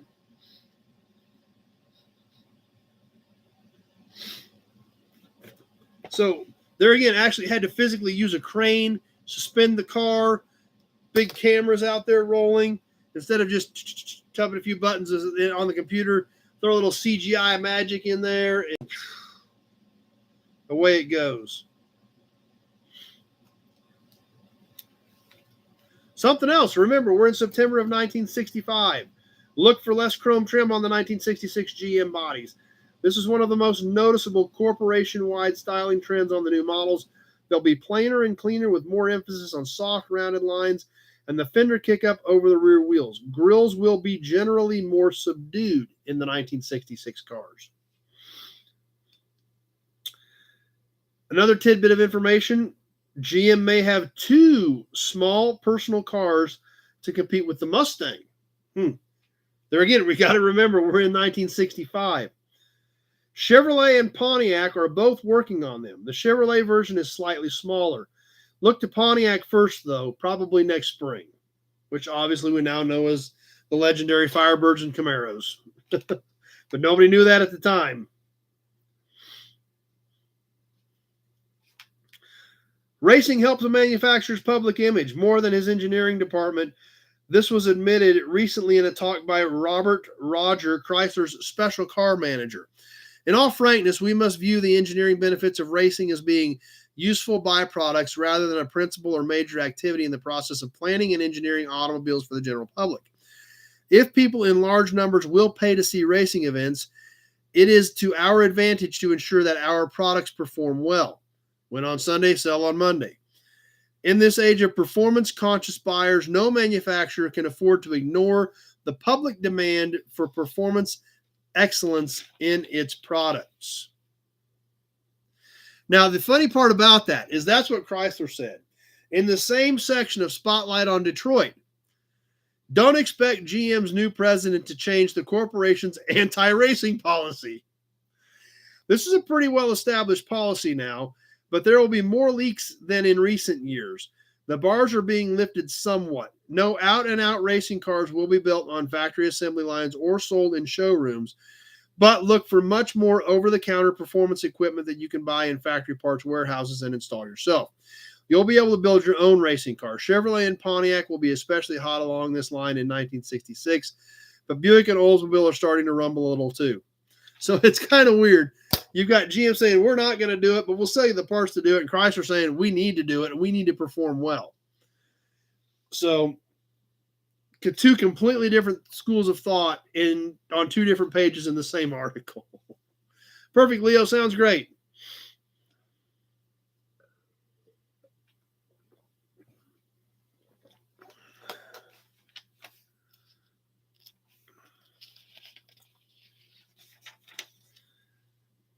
Don't look for Chrysler's new 440-inch block in Dodge and Plymouth high-performance models right away.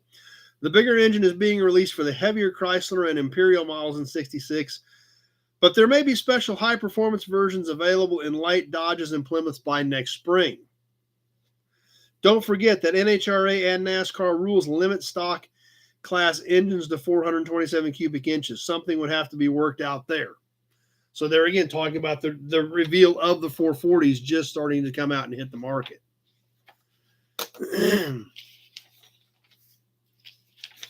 So anyway, that gets us through the Detroit report, the Spotlight on Detroit for September of 1965. And we're coming up on 3 hours, so I think we'll go ahead, push the rest of this magazine off till next week. It may end up taking 2 more weeks to finish this one. And trust me, if it takes 2 more weeks to finish this one, guys, from what I've seen last night working on the first half, it will be well worth it. So I think we'll go ahead and call the magazine for tonight. Zach's jumping, payment sent, perfect, great.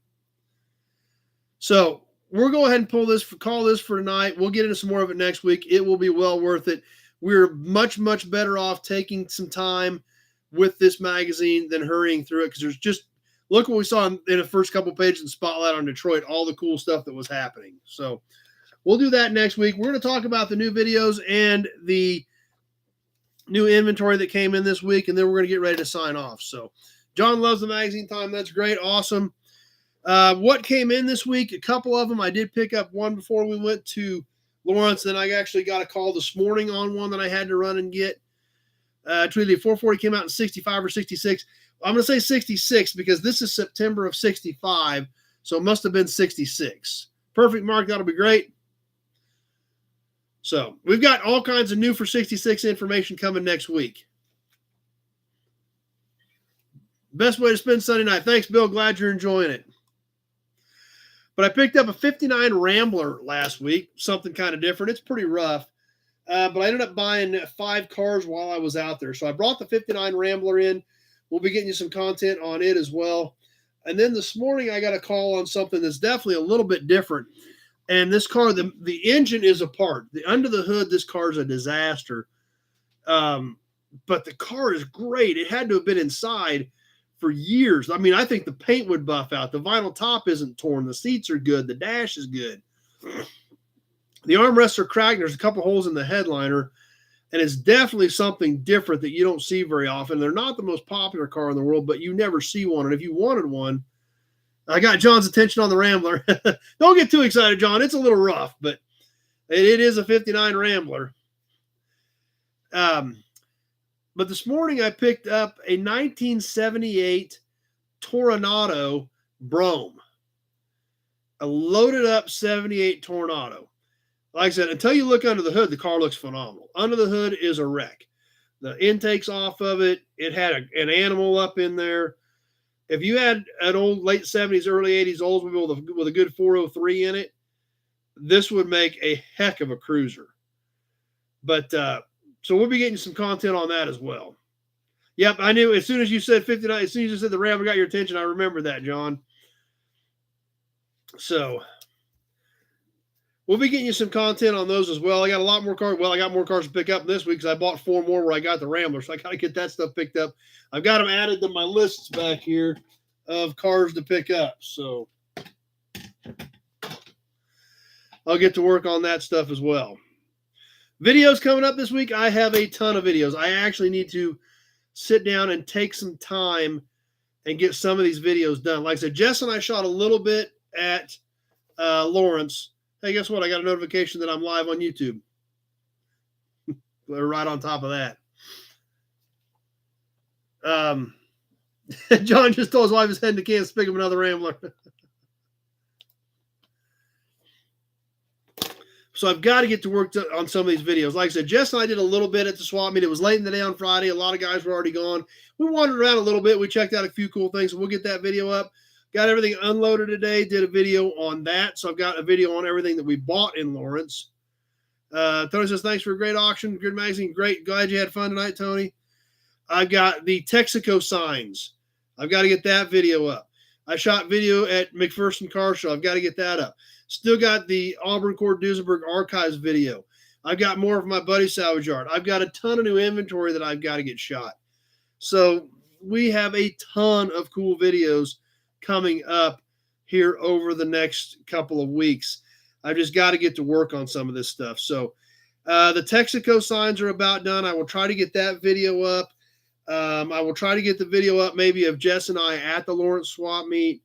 And hopefully I've got to get some of this new inventory shot. I'll try to get at least one new video up on inventory as well this week. So anyway, I got to get back on some consistency on the videos. I've been lagging on them and that's just because the last 3 weeks have been such a mess that I just haven't had time to do them right. And like I said, we weren't on last Sunday. We weren't, and then of course I missed Friday night. I couldn't get couldn't get into a room to get a video done. So my analytics are in the toilet. So go watch a few of the old videos if you would for me. Got to get things rolling again. But I'm going to try to spend some time on that stuff and get some good videos up here over the next few weeks. But tons of them to do.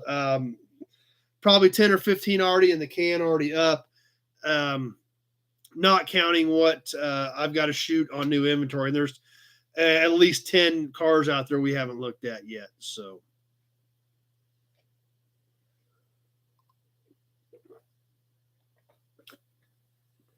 That being said, I guess that pretty much catches us for tonight. I'll keep an eye on comments for just a few more minutes as we get ready to wind down.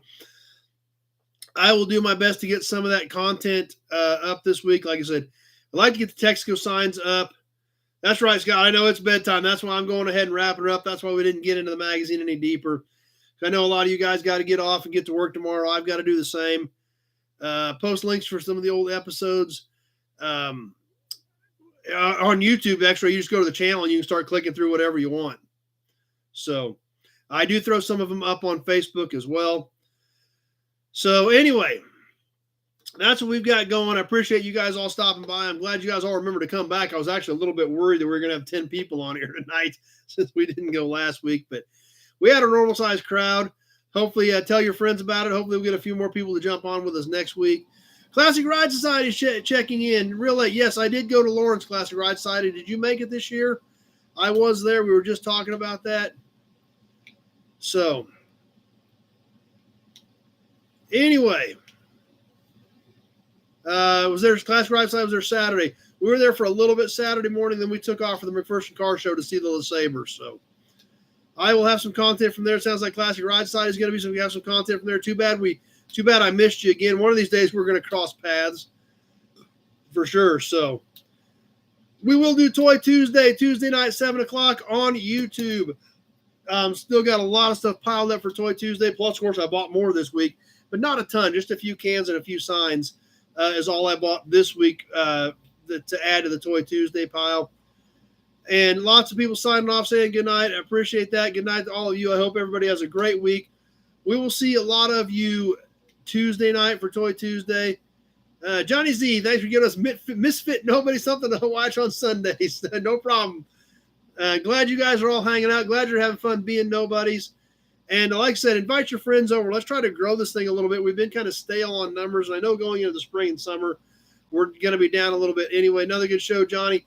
That still baffles me that you guys think that what I do here is good enough to be considered at the level of somebody like Johnny Carson. But I do try to put together a good quality product.